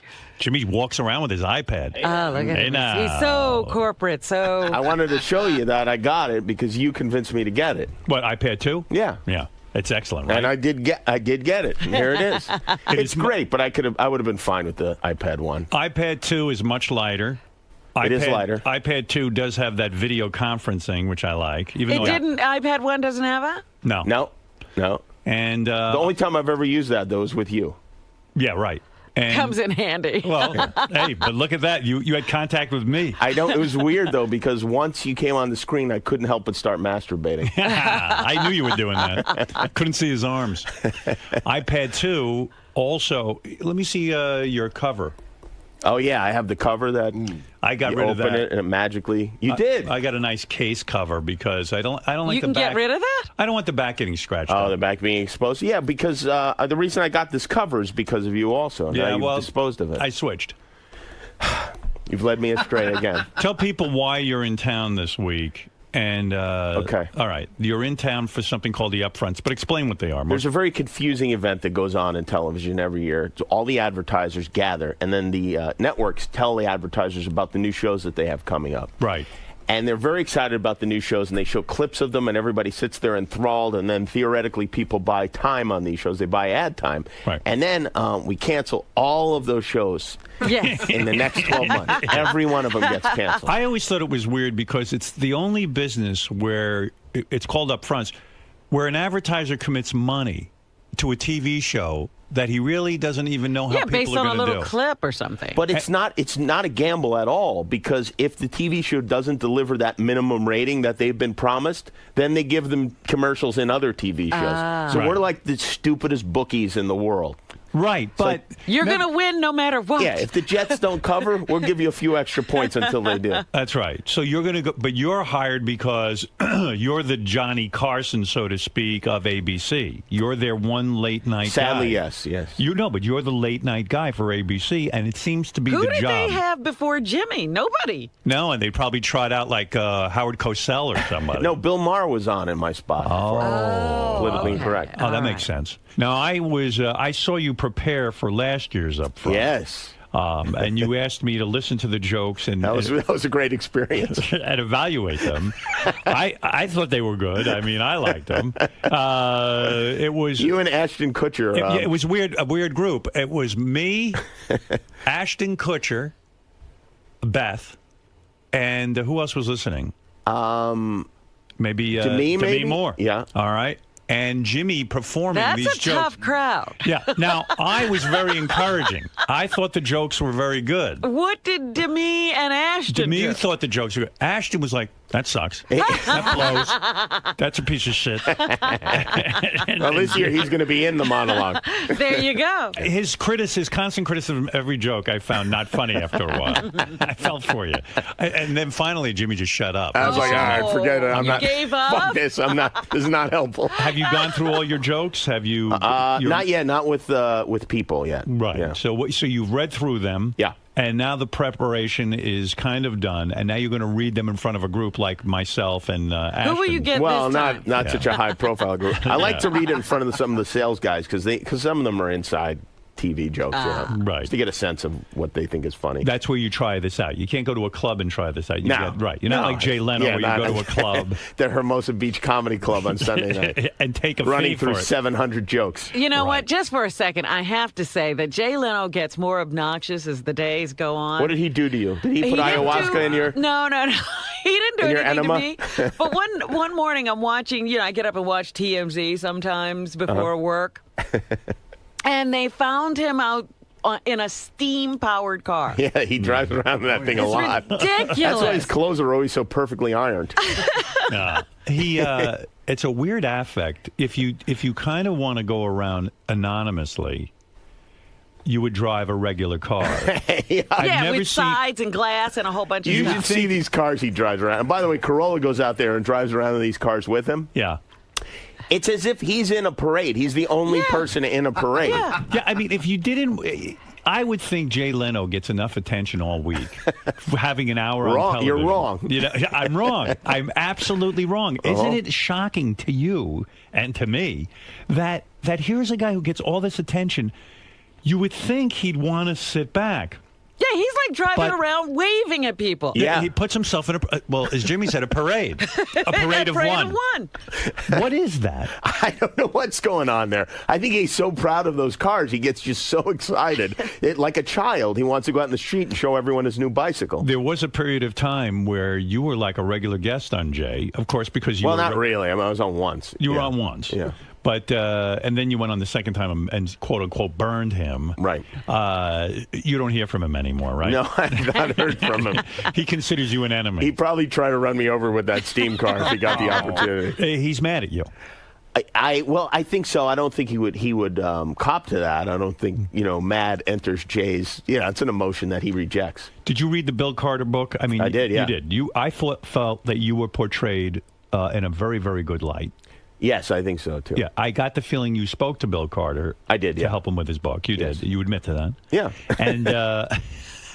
And Jay came off like a horse's ass in the book. I didn't think he came off that badly in the book. Pretty bad. I was hoping it would be worse. Yeah, good book, right? Yeah, very good book. Yeah, I love all that late night war stuff. Do you ever pinch yourself and say, I can't believe I'm part of the late night wars? It is one of the strangest things. It really is one of the strangest. I mean, one of the weirdest things is to flip through the channels at that time and flip past yourself, standing like they do in front of a background like they have. Yeah, but you didn't. When you first started the Jimmy Kimmel Show, you didn't anticipate looking like them. You wore the T-shirt under your jacket.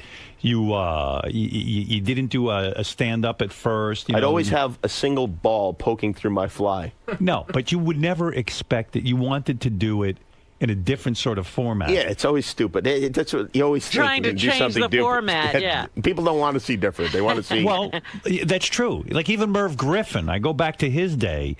He always came out. He did a little song. Yeah. He did something to bond with the audience one-on-one. Right. Jack Parr did it. I don't know what Dick Cavett did, but that show was a fucking train wreck. He did a monologue. Did he do a monologue? Yeah, it was very. It's highbrow. like the law. You have to do a monologue. That's what people tune out after the monologue for the most part. I mean, you lose a lot of people when the monologue's over. So you tried to do it without a monologue. Well, you did it behind a desk, but I did more like what Regis does, that type of thing, where I come out and BS about. Like the first show I did, I had no plan. Like I had a couple of tape bits that I was going to roll, but they were 20 seconds long, and I went out and really just kind of talked about what had happened. And I remember afterwards we thought, oh, that went really well. That was really great. And I had recently looked back on our first show, and I hadn't since then. It's one of the worst things I've ever seen. Like if some other guy was starting a late night show and I saw that, I'd be like, oh, boy, man. Tough night for Jimmy, huh? That is not going to work. The only thing I remember about your first show is that the plan was to allow the audience to drink. Yes. To have a bar. Yeah. And the ABC did away with that in 2 seconds because people were like vomiting, right? Someone vomited during that. That's never happened since, but somebody did vomit during the first show. Well, it hasn't happened since because you stopped the bar. They said so, it's a liability, right? That's what it was. Yeah. I mean, if someone legally drank themselves into a coma, ABC might be liable. That's right. That's what I was hoping for. Yeah. To bring the network down. So the drinking stopped, but the guests are allowed to drink. The guests are allowed to drink, yeah. Right. You have a whole bar set up back there. Yeah, right. We have a whole deal. Will you ever incorporate the bar setup you have backstage into the on-air show? Now, by that I mean I've been backstage at your show, and it is packed with celebrities. Only when you're there. No, it's packed with celebrities. They drink. Yeah. They mingle with the public. It is a wild scene. In a way, what about a spin-off of a reality show just called Jimmy's Bar? And really, people would love to see what goes on back there, or incorporate it into the end of the show for a minute, roll some tape from there. Mm-hmm. Or would that ruin the fun? I think that would probably change the vibe back there. I think it would suddenly become... You'd have to have another show then following the show behind that show. I see. So is there anyone who shows up too often at the celebrity bar back there that has to be turned away? Andy Dick used to. Andy Dick had to be removed from the bar because it was free booze and celebrities. Why would Andy be showing up all the time? Andy did show up. I don't know, about maybe 6 months ago, and had to be thrown out, which is it's a bummer for me. It's like he comes on the show sometimes. He's always funny when he comes on, but then you have to, like, your security guys are throwing him out. Yeah. Right, you can't have him there driving everyone crazy. Some days he's welcome and some days he's not. Right. So Andy kind of lived at the bar for a while. Well, I wouldn't backstage. say he lived there, but yeah, he'd come by and visit. There'd be certain people he'd be interested in coming to say hello to. So he would make it like a regular thing. Like he'd show up like... Let's go over to Jimmy. I don't know what time Jimmy's bar opens up, but like let's say 4 o'clock. 4 o'clock, he'd somehow make it there. Yeah, well, not quite that early, but yeah, he'd come and oftentimes be escorted from the premises. Did you have to personally say something to him No, about it? I hide upstairs. I have to stay away from. Do they tell you? Andy Dick's afterwards? down there. They told me the whole story. Has anyone ever tried to get in and couldn't and called you personally and said, "Listen, Jimmy, I really would love to be hanging out at your bar scene back there, and they won't let me in"? No, I don't think so. No, there's got to be. I don't think so. Somebody. No, really, I'm trying to think. I would tell you if there was, but I don't know. We let everyone in until they do something bad. So, and then we'll let them in again until they do something bad. But who decides who can get into that bar? In other words, what is the process? In other words, if I'm a guy who appeared on a sitcom and I was only on for like 3 weeks. If you've been on our show, in general, you'd be welcome to come back. You can yeah. Does someone become loserish if they show up too often? In other words, sure. It would be a big deal, like maybe if I showed up to the bar one time. But then if I started showing up every week, then you guys would start to really think I was odd. Well, right? you could, because there have to be better things to do than that. You're not so special and people anymore. forget we're trying to work. Now, one of the things I haven't been able to speak to you about because you haven't been here in a long time is the Baba Booey. Oh, yes. The Baba Booey. Are you two speaking I also want to again? talk about Fred, who's behind me right now, too, because I just feel like just so much damage has been done, and I think it's Greg Fitzsimmons' fault also. What's going on with you and Fred? I'm not aware of that. I'm aware of. Oh, stop it, Fred. Every once in a while, you have to understand, I listen to the show, I listen to each show at least 3 times, so I know, I know every second of everything that's happened, and every once in a while, Fred will burst out with a oh, yeah, well, according to Jimmy Kimmel, I don't know what the fuck I'm talking about. It's like... Well, you happen to be right. You happen to know. I'm not right, You of made course. one of the most brilliant observations about Fred's role on the show. I did not. Yes, you did. You said... That was an observation about you and Robin, not about Fred. That's true. You will accept anything Fred says. You're right. He is the worldwide web, the worldwide Fred. You're right. You're right. You're right. Every time Fred says it ends the discussion. Fred must know, and you're right. Fred doesn't always know. Why do I allow that? Fred, while he has a lot of information, he's wrong sometimes. We're all human. We all sometimes But we didn't know Fred was human. Right. Right. All right. Well. Fred, you didn't like Jimmy saying that. See, Jimmy opened up your eyes. Yeah, but Fred, Jimmy, exactly. You didn't like Jimmy saying that because it sort of made us aware that we were in a pattern with you. Actually, it probably wasn't even Jimmy so much. It was probably your reaction to it more so than his. Yeah, but then I feel bad when I hear that Fred there's some wounding there because I did not intend that. That is not at all what I intended. He is wounded because he doesn't speak positively about you all the time. I know. Whereas I feel like we should have a positive bond. I mean, probably not everyone greets Jimmy's you when my they come Aston in. Kutcher. Right. Now, what is wrong with me that... a lot of stuff. Let's go through it. How was I at your party that you recently threw for me? I thought you were great at the party, right? Was I not socializing? Was I... I thought you were socializing. I was socializing. I had a great time. You invited many, many celebrities. That's right. And you have informed me that at this party you threw for me, Ben Affleck and his beautiful wife, Jennifer Garner, were there. Yeah. You say he was standing right next to me for a period of time during the night. It's a weird thing. Let me tell you. I didn't notice it. There's a number of people that never spoke to you, that came to the party because of you. They didn't come because of me. Right. That didn't speak to you. I feel Ben Affleck and his wife came to the party because of you. Well, because why wouldn't them. the guy say hello to me? Because it's not, believe me, they wanted to say hello to you. That's why they came to the party. Right. But I think that it was hard because, why? Because people were talking to you and you don't want to, especially when you're a celebrity, you don't want to have to go kind of stand and stick your head in the middle of a conversation, you know? Right. So I think that people were trying to be respectful and eventually time ran out. But why didn't you walk up to me and go, "Hey, Howard"? Because I didn't know till afterwards. I had no idea. How did you find out?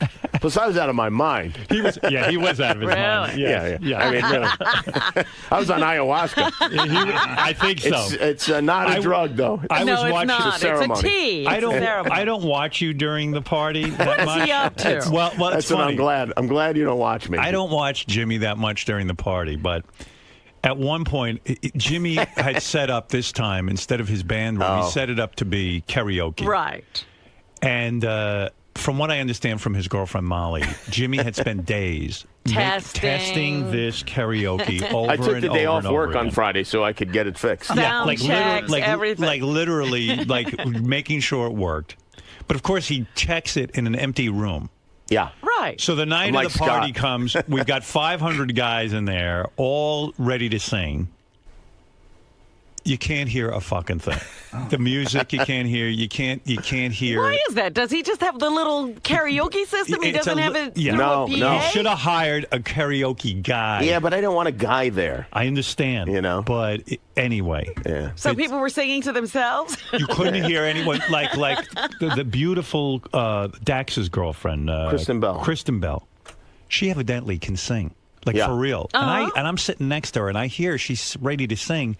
And I hear when she's singing, she's good. I'm the only one who can hear her. No one can hear. That's all that mattered. Yeah, but come on. No one can hear. It's your party. I want to make sure only you can hear. So I look over. Everybody's singing to you. And I guess Jimmy was tired by that time of the night. Oh. Because he looked a little out of it.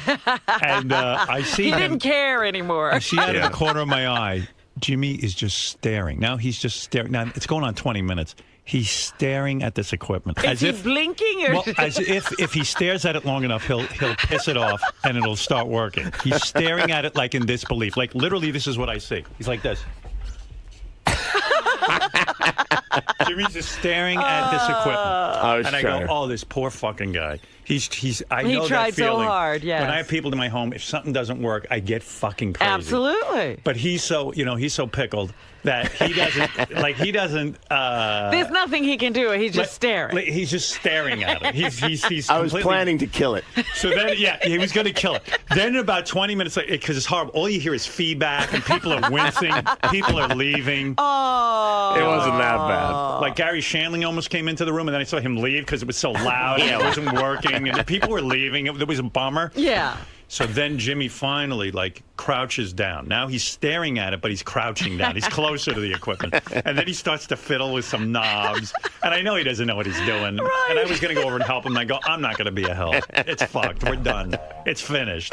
It was over. Well, there was one guy who was kind of a ringer that Stamos brought in, who was a really good singer and keyboard player, which I felt kind of ruined the vibe a little bit because really? Is that? I didn't realize that's what he had done. Part of the fun to me is that no one knows how to play their instruments. Right. And when one person really knows how to play it's like playing basketball with Shaq all of a sudden. Right. It's no fun. Everybody just keeps passing to Shaq. Yeah, exactly. And and then so I was trying to keep him a little lower than everybody else. And is that what you were doing in the corner? Yeah, that was one of my things. Jimmy, I don't know I don't think Jimmy knows what he was doing in the corner, but I felt bad. His whole party, he's staring at this piece of equipment. He's staring it down over and over again. I have a complicated relationship with my AV system. Yeah. That's another weird thing with your party, Stamos.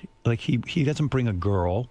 Yeah, this time he didn't bring a girl. Although I can't blame him because each time he brings a girl to anything that we go to, we then have the analysis afterwards. Right. And, but it's kind of you look forward. Girl? You look forward to seeing that's who true. John's he should going bring to bring. a girl. He should bring a hot girl for us. Yeah, so we could look at her. Yeah. Yeah. It was kind of a bummer. And then he's walking around looking to talk and stuff. It's like, go get a girl. Yeah, it's like go if a talk guy to owns a girl. a beer company, he should bring a couple of 12-packs along with him. But I want to thank you for that party once again. It was a lot of fun. It was great. I was talking to George Clooney and his girlfriend for a half hour. Yeah. And I was like, wow, I really feel like I'm in show business. I rarely ever feel like I'm in show business because, first of all, I don't get invited to a lot of showbiz parties. That's number one. You do. But number two, you go to bed at 6:30 at night. Yeah, right. Yeah. And by the way, I hung out at your party till 1 in the morning, which is huge for me, which Yeah. is really 4 o'clock in the morning our time. Here he goes again. Well, It's let's be always honest. calculating. He has, you know what? You have to, when he's... I was on my game. I was not going to fuck up the party. But finally I was begging Beth, please, let's go. Please, I'm begging of you. I mean, it was enough already. But, yeah. I was at the party, and I'm talking to George Clooney, and suddenly I'm feeling this is a great party because it's in my honor. Therefore, anyone here doesn't hate me. Right. You're safe. Yes. Yeah, I don't have to feel like Jimmy's already vetted everyone to see if they even like me. Oh, the vetting that goes on. Yeah. But Jimmy's carries said, ramifications that go on throughout the year. But Jimmy's having a party, so since it's in my honor, it's only people who might appreciate me. Right. You know what I mean? You don't have to worry about Yoko Ono rounding the corner. Right, yeah, Yoko didn't show up. So thank God. Like, there's a guy who's a big fan of yours who then I felt really kind of bad about. I forgot because I'd had Chris O'Donnell. You know Chris O'Donnell? Sure. Yeah, sure. Oh, he listens all the time. We should have invited him. Well, I didn't think of it because he'd been on like a couple of years ago, and then he came back last week. He's like, oh, yeah, the party sounded great. Aww. That's the guy who played Robin, right? Yeah. He could be your Robin. What's he doing now? He he's had on a TV show, he right? still has one, yeah. He's on it's one of those CSIs. CSIs? With LL Cool J. Yeah. Oh. Not CSI, but L.A. Law. I don't know. One of those. I don't know. One of those CBS shows. And you say Matt Damon and Ben Affleck were there. Yep. Those are big guys, right? Big guys in the industry. Yeah. That would have been someone interesting And for me to neither talk one to. of them spoke to you. No, you know what? They didn't speak to me at my own party. Well, I was talking to Jon Favreau for quite some time, and I think that... You think he dominated the conversation? No, I was dying for someone to interrupt that conversation. Nobody did. That's the problem. People see me talking. They don't interrupt. They don't interrupt. Yeah, I like to be swept away by somebody else. Yes. Was there anybody else there who didn't speak to Howard? Yeah, I don't think Adam Carolla talked to you. Adam, not one word. Not one word.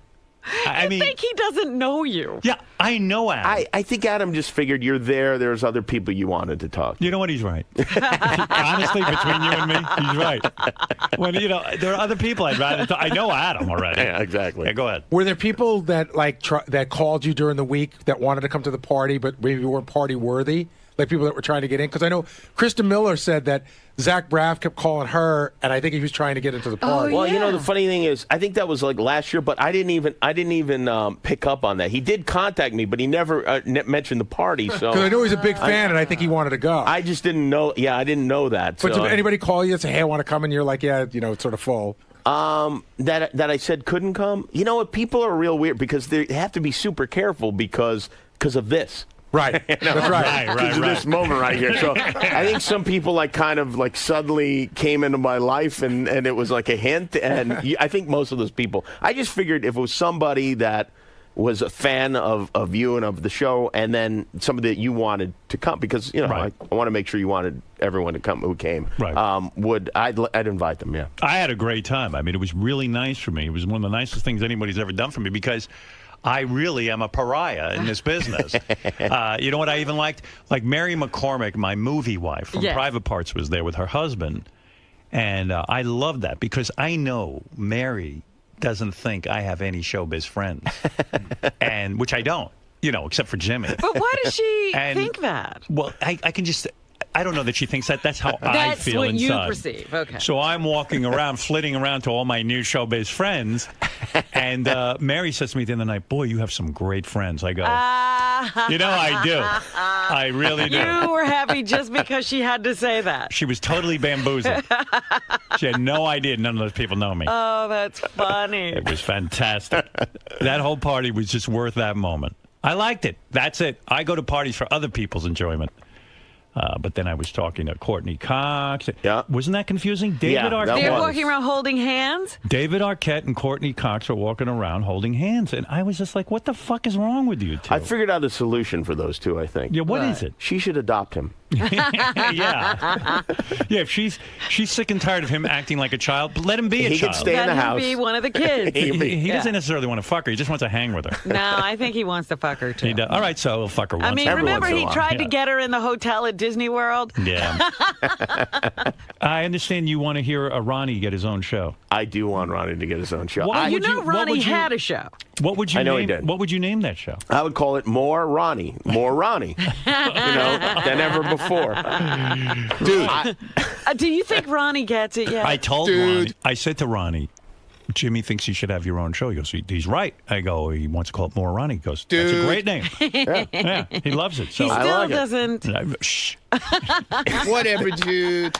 But I was thinking about, you made a passing comment about how Ronnie is the best, and I was thinking about it, and I was thinking he really is the best of all the characters because he may not have the highs that some of the other people have, but as far as batting average goes, I mean, this guy's in there hitting 375. He's consistent. Is year in and year out. That's right. Ronnie is the best. You know, for years I delighted in Ronnie's stories when he was at the front of my limo, or Off just the air, yeah, yeah. off the air, and I just said, Jesus Christ, And this you is always some feel like fucking you're human being. just scratching the surface with Ronnie. Like there's a whole world between you and Ronnie that we don't know about. Oh yeah, and you know what? I don't even know what to bring up. Well, this is the thing. I think Twitter has opened a door. Yeah. And we're seeing more of Ronnie. It's liberated him. Yeah. Meanwhile, I realized Ronnie had nothing to tweet, so I got to admit this.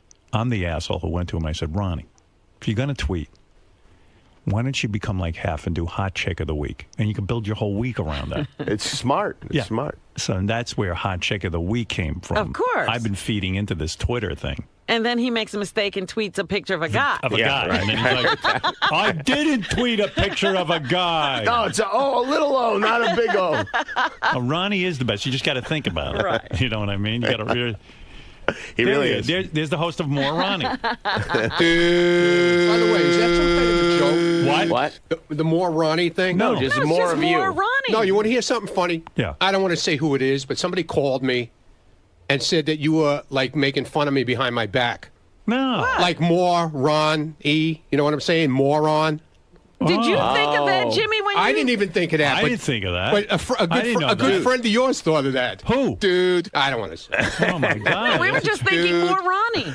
More Yeah, Ronnie. guy called me up like, they're making fun of you, I think. I go, what are you talking about? And then he goes, Ronnie, don't listen Yeah. to those haters. I'm not. You know they're always not busting haters. your balls. What are they now? Assholes. They're Assholes. assholes. Yeah. No, we don't hate anybody. But, see, you've come to appreciate Ronnie. I always appreciated Ronnie, but I've come to become semi-obsessed with and fall in love with Ronnie. Look at this. TOPLESS was really the watershed moment for me. And really, Do you follow him on Twitter? TOPLESS. no, I don't follow him. Why When I not? look at his things, Why not? I will follow you. You better yeah. follow him. I will. Dude. You have to follow him. Did you check out the Hot Chick of the Week? No, I never seem to catch that with you. Yeah, you should I check it out. haven't been on Twitter that much. People were already yelling over the weekend. They go, "What kind of guy are you?" They wrote. You open the Twitter account and you don't tell us what's going on all weekend. You're a fucking Right, asshole. I was going to say, I didn't hear It's from too you much. all weekend. It's really like having to update people on what's going on all the time. Steve Martin seems to be way on it, and so does Albert Brooks, and so does who else is like on Joan there? Rivers is always updating people. Gilbert's on it all the time. Yeah, I'm not sure about Steve Martin. I get the sense with like Albert Brooks that he just he's doing it to sell his book, and he doesn't necessarily want to do it. Right. You I think you're right. it's under duress. So Yeah, he realizes somebody said to him, "This is something you should do," and he's like, "All right, fuck it, I'll do it." What kind of show should I get, Jimmy? Just you. What should I do? I love you evaluating women. That's my. I mean, Dude. that's what I really. his enjoy. definitions. But what about? Yeah, it's very specific. Yeah, Ronnie's thing is women. Topless. I love the idea that you have a NASCAR themed bathroom. Topless. Yeah. Maybe that could be where the show is actually. That could be your studio. Right from Ronnie's bathroom. Dude. Have a studio audience in there. Oh, who knows? We'll talk about more Ronnie. All right, thank you. Moron, right? All right. No, Not more more Ronnie. More Ronnie. Nobody was thinking that when they said it. Your friend's paranoid. He's paranoid. Your friend. Well, who was it? Give me his Neil? name. You want me to tell you? Yeah. Wayne Siegel. Oh, He's Wayne Wayne's an Siegel. asshole. Tell Wayne never to speak to me again. He's just jealous of you. Wayne, They're you- assholes, Ronnie. Wayne, They're all you assholes. fucking maniac. Why would you tell him that? What's wrong with Wayne? Some people like to ruin everybody's fun. You Yeah, know? exactly. I mean, Ronnie's What having is a wrong nice with Wayne? Yeah, way to go, Run. Wayne. and now Wayne's making him feel bad about his show. Yeah. I'd love it if that became the show, though. By the way, see Jimmy Kimmel Live weeknights at midnight on ABC. And see Jimmy on the Adam Carolla Live show. What is the Adam Carolla, the podcast? No, he's doing a live show at the Wiltern, and I am going to be his special guest. Adam. What do you Carolla. mean a live show? Like Adam he'll does be stand-up there. now. Oh, I didn't know. Is he good? He's great. He's great. Not only is he good, he's great at it, and the amount, and he, unlike almost everyone else, he doesn't repeat stuff. So he'll go into a town and do 6 or 8 shows. And every show's different? He'll do 8-9 hours of original comedy and then forget everything for the next. I mean, really, like occasionally, things come up again, but right. it's an entire. I mean, it's really like you could practically shout out topics to him, and he does like in one weekend he'll do what many comics will come up with in their lifetime. Wow! I want to go see him. I had no idea he was doing that. Wiltern. It really is. Well, the Wiltern's in L.A., right? So you mean you're going to go, and when they say special guest, is he going to interview you? I'm not sure what we're going to do. There's always an air of disorganization that goes on, but I think we're going to tell some stories. You know, he doesn't do it's not your typical stand-up where it's, just a bunch of setups and It sounds like you're falling into that Charlie Sheen area. We don't know exactly what to call it. You know what? I have to say, if 99 out of 100 comedians attempted to do this, it would be terrible, but I promise you, it's great. So are you doing this because you want to do it, or is it because Adam's a friend and you feel sort of weird saying no? There's nothing I want to do. Right. Yeah. So when he called you up and said, "Hey, Jimmy, when you come and do my show?" Yeah, he imitated Gary Shandling. Yeah. Did he? Were you surprised Gary Shandling showed up at your house for my party? No, I know Gary. I know him fairly well. Oh, you know him pretty well. Yeah. And he seemed to be having a good time. Yeah, I think he had fun. Yeah, you can't tell with him, though. You know what I mean? Is he the kind of guy who has fun at parties? You don't know? I think he had fun at that party. Yeah. He sent me an email afterwards, said he had fun. I couldn't tell. I couldn't tell if he was having fun or not. But Adam says to you, he calls you up and asks you personally to show up and do his stand-up show? Yeah, well, we talk all the time. It's not like he calls me specifically for that. But, yeah, he asked me to do the show. What do you mean you talk all the time? He calls you several times a day? No, not several times a day, but we talk, regularly. I mean, what we does that see mean? each other. What do you mean? Because he's your best friend, right? Yeah, he's, I have some, I don't have any friends closer than him, but like Cleto, my band leader, and I have been best friends. Do you think Adam is kids. jealous of my relationship with you? Do you think that he feels that I'm taking his place? As long as you got Leno and his steam cars, I think he's fine with our relationship. Do you ever say to Adam, why are you running around with Jay Leno? Yeah, in every his steam time car? I speak to him. Yeah, I mean, do you ever say to him, like, what is that? Like, why are you doing that? He loves the car so much. He could be riding along with Hitler. Is he close to Jay Leno? I don't know. It's funny because we don't talk about it much because he knows how you feel about weird, Jay. It's like a weird thing. Yeah. Letterman recently made a joke about Jay Leno. I'm trying to remember what it was. I just read it. Did you happen to see it over the weekend? They sort of press released it. They said something about Jay being a tyrant. Let me see if I can recall it. It was it was Jay's 61st birthday, and like most tyrants, now that's coming to me. I'm not good with jokes. Like you, I don't remember them, you know what I mean? He said something like most tyrants, when he came to cutting the cake, he used the same one that he put in Conan's back, something like that. Oh, the same knife that... do you recall anything like that? I didn't hear that. No, I didn't hear about it. That's right. Would Adam ever ask you to come ride in one of the cars with Leno? No, he wouldn't. I have no interest. I really don't have much interest in cars and that kind of thing in general. Would you have a weird feeling if you went into a room with Jay Leno? Yes. Like if you, I don't know where you would be, but let's say you went to a restaurant in L.A. Yeah. And suddenly Jay was at the next table. Do you think it's gotten to the point where Jay would not say hello to you? I don't know. I don't think so. Nothing seems to bother him. Right. And so I have a feeling he'd act like there was nothing wrong. Yeah, I even think as much shit as I've said about Jay, I think if he saw me in a restaurant, he'd say, "Hey, how you doing, man? What's going on? How you doing?" I think he would actually say hello. I don't know, because the last time he mentioned you, it seemed to be getting to him. Right. He was interviewed and he started to say nasty things. He fights with kindness. That seems to be his way of, just kind of everything's friendly. Everything's fine. Funny for everyone. Well, for years he would say, it's just like wrestling, with me and Howard. But I think he's beginning to get wounded by this whole thing. I don't know. I don't know if he's woundable. So Conan O'Brien, is he irrelevant now? I mean, it's over, right? Is he irrelevant? Irrelevant. I mean, is his show getting any ratings? They do well in their target audience, I think. What is their target audience? It's, like 18 to 49-year-olds. I see. So they have people who are watching that thing. Yeah. Because you don't hear a word about them. It's hard for me to say because I'm so absorbed in that world that I do hear, hear things and, you kind of follow what everybody's doing. Will Letterman retire? I bet he will. You think so? Yeah. Yeah, I think so, too. I think it's enough with him already, right? I mean, he's got to be burned out on the whole fucking experience. I would think so. I don't know. Maybe not. He sort of follows that Johnny Carson template. But Johnny eventually retired. No, Johnny was forced out.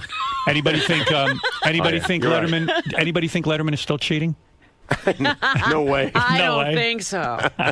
No way. But what's the point of going to work? That he was the only place he had fun, Jimmy. I know. Was at work where he could fuck girls. Yeah, I know. That's a shame. It's like Bill Clinton. He had no more fun, too. I mean, I think Clinton's still having fun. Don't you think out of all the talk show hosts, Letterman is the most sort of the best, the best, but the depressed and Yes. miserable and filled with angst. And his one fun thing was to fuck the interns. And I mean, now, what is the point of getting up in the morning? I mean, what's he doing with himself? I don't know. I mean, He's building a relationship. Yeah. I mean, even that room he had in the back, I hear now, is like a real office, and people go They in there. paved over it. Work in there. King Tut's tomb. Yeah, it's not even fun. It's just filled with cement. Yeah. How far into the you've been a guest on the Letterman show. Are you doing Letterman this time around? No. What's your schedule? Are you doing the upfront when? What time? Upfront's tomorrow night. Tomorrow night. So what are you doing tonight? Do you have to do preparation? I usually sit in my hotel room and write jokes for the upfront the next day. Jeez, a lot of work. Yeah, it's a pain. Yeah, and your writers will write some jokes too, right? They write jokes, before I go, and then I put those all together, go through them, and then I'll usually sit there and kind of come up with some jokes. When's the last time Letterman had you on? I was on last year. I was here. And were you able to ever get into his inner sanctum? Are you kept in a dressing room like everyone else, or because you are a fellow late night talk show host, were you brought into Dave's inner sanctum? I did say hello to him after the show, but after the show. Where? Did you go up? You went up? No, they were shooting a bit, and I was there at the bit while they were shooting it. On stage? No, not on stage. Somewhere in the backstage area. You were in the backstage area. Did you request that, or Letterman asked that you stop by? Letterman asked that I stop by. Wow. Yeah. I've never been asked That's that. a big deal. I have never been asked to stop by afterwards, which I wouldn't do anyway. Because you would report the whole thing on the air, right? I mean, well, I've said to Dave, I fucked up our friendship by reporting too much. Right. But he didn't have much of a sense of humor about that. So you're telling me the last time you were on, they got word to you. Yeah. They said, hey, hang out. Dave needs to see you after the show. Right. Wow. Well, he didn't need to see me. He just wanted to say hello. And our executive producer, Jill Lederman, used to work at his show, and she was there with me, and so she was saying hello to him also. So now you've been summoned. Yes. You would have rather have left, I'm sure, but no. You were happy to be there. I was delighted. Yeah. Okay, so you sat. there. Growing up, you and David Letterman. I mean, that's it for me. So you sat there and waited for Dave. Right. And then you are ushered into the bit area. Mm-hmm. Now, are you waiting for Dave a long time? Or? No, he was there. He was already there. Right there. And then, and in that awkward way, did you go, oh, Jimmy, hello, like they were meeting Nixon? More or less. Yeah. So it was a very stiff conversation. I wouldn't say it was stiff. It was, it was funny. I mean, we talked for, I don't know, it was maybe a minute long or something like that. So after all that waiting, there wasn't that much waiting. All I had to wait for was the band. to have him finish the I show. just finished my segment, and then I was talking to Paul or something afterwards. As a fellow late-night talk show host, do you make suggestions on the bit? Do you sit there and go, listen, Dave, this isn't working here. Maybe you could say that word Could a we little. get a tighter shot? And you're revealing the punchline.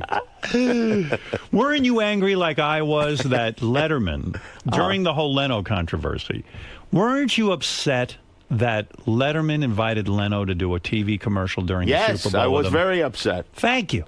That is bullshit. I talked to him about it on his show also. I said he was drowning, and you saved him. Yeah. You saved him. He did. Why? I have a theory about it. Go ahead. All right. My theory is that... Excellent. I love theories. There's Dave and Jay. And they're the guys, and they go, they compete, and Jay wins, obviously, but Jay wins the ratings, but everybody thinks Dave's better. Right. And Dave is better. Right. They don't need me and Conan and Jimmy Fallon and Craig Ferguson. Dave doesn't need us. There's Batman and Superman. Right. They don't need Aquaman and you know these other assholes running around. And I think by consolidating that focus once again went directly on, instead of that Jay and Conan focus and whatever, but you put Oprah in there, and then you got Jay and Dave. And I think ultimately, probably he just thought, this is really funny. I think you're right. I think he, A, thought it was funny, but B, you know, I never considered that. You have a good point.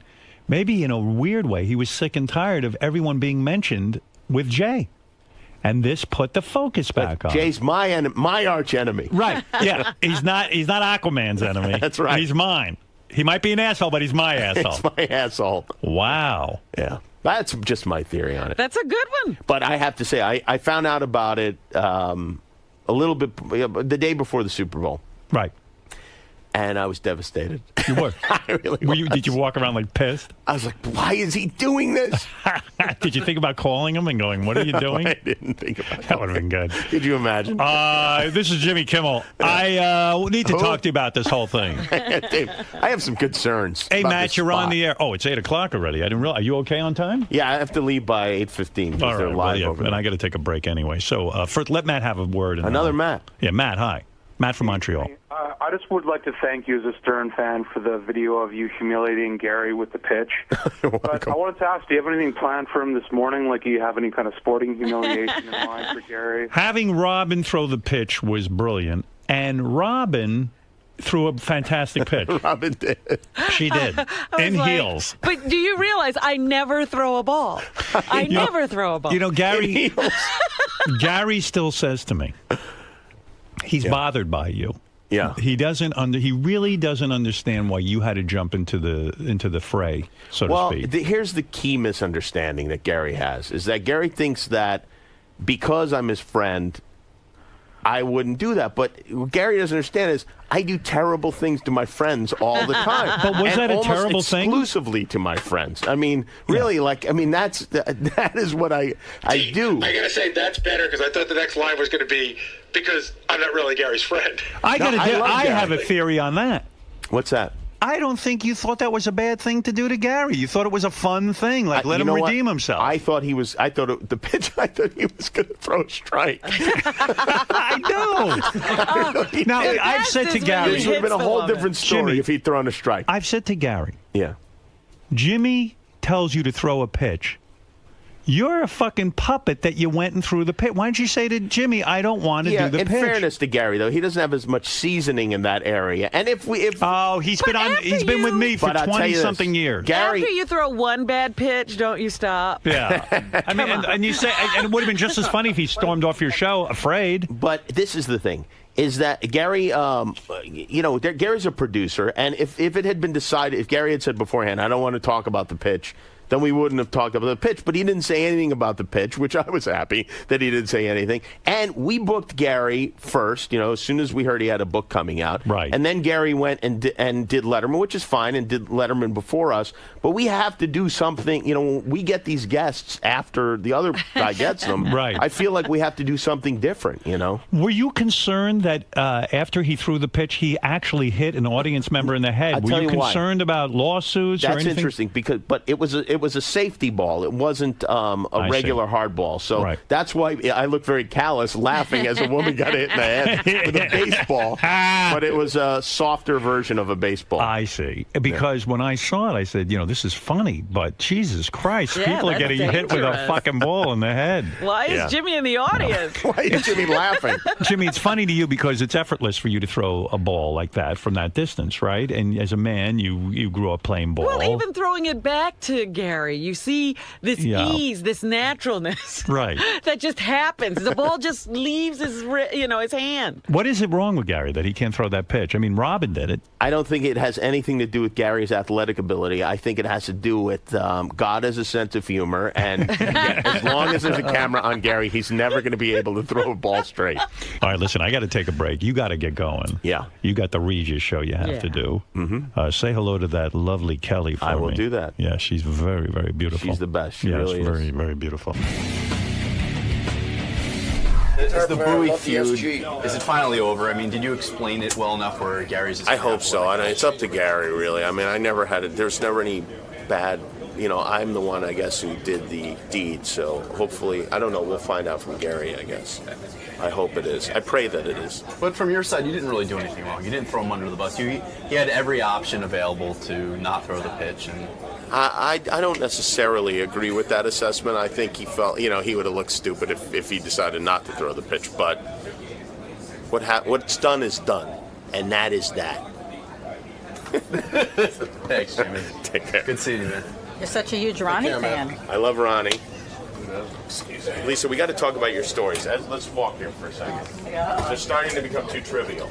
Gary, with Jimmy's visit today and also revisiting the pitch and all of that, does that bring back or conjure up any thoughts of, just anger? I guess it appears to be a much bigger deal to everyone else than it is to me and Jimmy.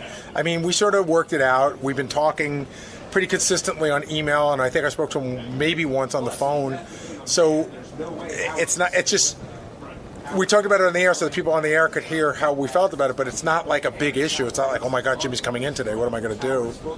But I see your relationship. Like, I was shooting you guys in the green room prior to his appearance, and it just seems very cordial. It doesn't seem as warm as it was. Well, but that's a different thing. That's a different thing and that's not just Jimmy. There's a handful of guests that I have learned not to say too much to, because everything I say to them, they'll take on the air. Whereas they'll say the same thing about me.